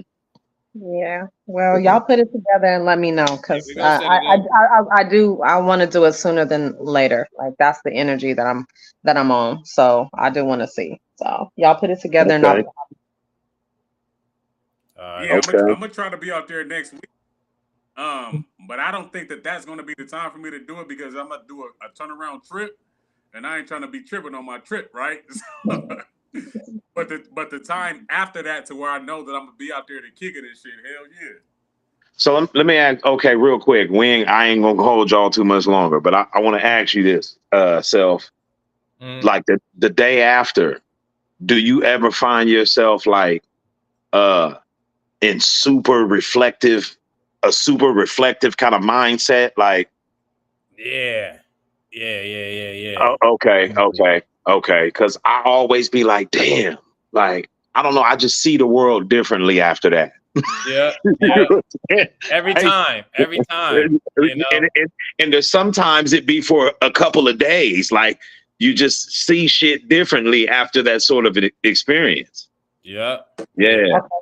So, well, with that being said, my request, if we can do it on a Friday, then, so I have a couple of days to recover, or Like you gonna be Saturday. even at the end of the Friday, you gonna be like back regular, like you know what I'm saying. It's just you can't forget. No, but I mean, I'm already a reflective type of person, so if it's gonna have that effect, I know me, and I will I'll spend. Sit in that, yeah. I want to have some time to like really digest it, and yeah. for those 2 days. But if it happens to be on a Saturday, that's cool. But preferably Friday, and I could have a I'd cool be day. reflecting for weeks sometimes. Like I'll go through some shit and then be like, wait, this is what it'd be weeks later, and I done connected some shit I done had on a trip months ago. You know what I'm saying? Like it just be like that. Yeah, we didn't have plenty of phone conversations too. Yeah, me and Woon for sure. Be like, hey, bro, I done had a shroom trip like this. Yep. Well, like I said, I know it's probably going to change my perception, because like once you go to a place of knowing, you can't unknow, right? So I know it's going to look at things differently and process it. That's why for me, I'd rather do it sooner than later. Just in the place that I'm at, but I'm that person that will sit for the next couple of days and really like ponder, and I know that's going to shift me probably somewhere else, as far as moving that energy. So you might wake up the next day and be like looking at the little sack and be like, "Can you do what you did earlier, please?" You might just want to go in again. And that's what I say. Like I'd rather do it on like a Friday, so that's like okay, cool. Saturday, I can come back, right? You know what I'm saying? Your second day, if you do it 2 days in a row, that second day it ain't gonna hit like the first day. He's right about that. Yeah, and maybe that's the reason why it be so long in between. Because like when you do it closer, he's right about that. It don't hit like that. Yeah. I would just wait a week. That's what I was doing. When I was doing like 3-4 grams, I do it on Saturday, then I wouldn't do it again to that next Saturday, and it'd still be kind of hitting. But yeah, if I did it like Friday and then I tried to turn around and do it on a Saturday or a Sunday, I damn near wouldn't feel nothing. I'd have to take more than what I took on Friday just to get, somewhat close to that level. You're right, because I did back-to-back days one time, and the second day it was maybe like I don't know, like 3.5, maybe 4 hours. But the day before, it was like a 6-hour, 7-hour trip. Like it was, I was gone. You know what I mean? Like, and then that next day, the same exact amount and of the same batch, and it didn't hit. I mean, it hit hard.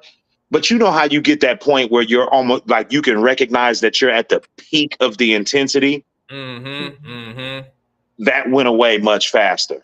Yeah. Yeah. Okay, so wherever it's going to be, I got to be able to stay then. So we're gonna have to figure that out. Yep. I'm not. Listen, no, I'm listen. Give me a little blanket or something. I'll be all right. But I'm not gonna drive with that. I'm trying to get home, so I need to stay. So we I have to got figure on that one time at like 4 PM, and I didn't leave my boy's house till 3:30 in the morning because I was so paranoid that because like I said, the waves, and I was like, I don't know, man. I'm on a motorcycle too. Like Oh. like I'm not ready to leave yet. And since you niggas ain't going to sleep, Huh. See, I'm already putting it out there. Okay, at 4 listen, I o'clock. gotta say, Damn. I usually be I'll make starting my breakfast and trips at like 6 everything or cool, 7. but no, huh? yeah, I said I usually be starting my trips at like 6:37. it was kind of a Mando thing. It was my Oh, brother's. oh. My brother was in town getting ready to move out of state, and that was his last day. And so I got off of work and just went straight over there. Yeah. And we, as soon as I walked to the door, Graham, weigh me out and let me get it in, because I was thinking, I had to call in sick to work the next day because I was like, nigga, I can't leave from here. Right. And I got to be to work at 5, so that means I got to stay up because I'm not trusting this shit. Well, Oh, man. let's put it together. You know what I'm saying? Make me a little cot or something, so I could stay because I'm not gonna drive. I know I don't like doing that anyways, right? So but yeah, I'm excited. Thank y'all for Yeah. what I mean, answering all my questions, having a little Q&A about it. So I'm really excited about it. So I look forward to it. Yes, indeed. Yeah, we'll set it up for sure. All right, Okay. cool. See y'all. All right. Have a Well, good hey, I'm a holler, man. Y'all hold it down. Thanks for having me again. Always. all right. Always. Oh yeah. So, you already know it's love. And I'm gonna do my homework for sure this time. I'm gonna watch that flick so we can get it in. Yeah. Yeah. Same. Yeah. Oh yeah, definitely. Okay. Okay. All right, All right. y'all. All right. Bye. All right, peace. Man, Hey, can you I can hear hear. me? Yeah, I can hear you. Oh, okay. Because I want to turn on my camera, but I don't want to fuck the reception. No, it's all good. I'm gonna try. Let me see. Is it Gucci? Is everything clear? Yeah, everything's solid. Oh, Like, okay, look, okay. it's solid for the closeout and shit, nigga. The whole damn show. Nigga Right. couldn't even get on and shit. Now all of a sudden that shit working crisp. That's crazy. That's wild, man. Hey, but yeah, to be an open show, hey, that shit was pretty lit. It came through, It's Hell starting to yeah. just be like that, man. We coming with it every time. It's always good conversations, and Right. all the people that pull up. You know what I mean, bringing good information. So it's like, how could you miss out? Man, pull up to the pull up. Man, if you a knowledge seeker, man, this is where it's at. Hell yeah. For sure. Oh, before we close out. Mm-hmm. Yeah. Oh, let me see this. I don't know if it's a little bit too bright. Try to seen that one, children's book. Super different me. Got the bone to go out and play. Mm-hmm. Type of crazy as shit. Then we got the man, that's the one I gotta grab. Goddamn. Oh yeah. I'm gonna try to be in SAC because I know Valley's just now asking shit, but I'm gonna try to be out there next weekend. But if not, the time that I'm coming after that, I'm coming strictly to do a backpack giveaway and a book signing and shit. So it's lit. Okay. But and then adapting to being adopted. So but I got one more that I'm trying to get in sync with the illustrator called I Can Still Feel. And that's on some whole different type of time, but I think it's gonna be the best one that I've written thus far. So, Okay. just promote that shit like that. Hell yeah, man. For sure. But yeah, man. Shout out to the chat. Man, I wasn't even. Oh yeah, I was kind of in there, at least for the ones that was in there commenting and yep, I ain't missed too many on that. Right. Yep. Okay. Yeah, we was. I was at least putting them up. You know what I mean? As I seen them, I'm throwing them on the screen. So, but yeah. Shout out to the chat, man. Everybody that pulled through. Wes slid for the first time. Shout out to Wes, man. We're gonna get him back on and shit. For sure. And he came through because you asked him before I got an opportunity to ask him and shit like, yeah, so where you at? Right. He's like, I am him. I said, okay. Right. Yeah. He there for sure. Yeah, salute to him. Yeah, we got to schedule out that the Last Dragon show. Like I said, next week. I'm gonna watch that shit this weekend and shit. So, yeah. I already have that one in the books, and then shoot, like I said, probably Wednesday or Thursday of next week we could run it. I mean, if not sooner, depending on what's going on. But we got to get your internet situated. Yeah, man, that's a fucking. I'm not gonna do that show without that. For sure. Yeah, that's exactly. Yeah, we need that. Yeah, and of course, right now you know that I'm streaming through my phone, but I'm gonna actually have actual internet type shit, like you know what I mean? Yeah. But that one's gonna be lit because again, just like what Benet was saying about having, different perspectives. Because again, when me and her was talking about it, she pointed out something that I didn't even catch, and I'm like, okay, yeah. So of course I can't wait for you to see it. I know you're gonna throw some shit out there that I ain't catch. Mm-hmm. So we just gonna build on that shit. I think that's gonna be a lit ass build for sure. Yeah. Real talk. Like Valley said, man, I might have to, you know what I'm saying, and watch it. Yeah. Might really go up. Ain't finna be in there analyzing all types of shit, man. Hell yeah. But yeah, man, another one in the books. Appreciate everybody that did slide through. Facts. Free Your Mind podcast, man. We bridging the gap between both realms, all realms of reality, man. We bridging that gap. Bringing it all together, man. It's all one, man. That being said, man, I'm out. When you got anything else? You good? No, it's lit. Peace. Gon' free your mind. Gon' free your mind.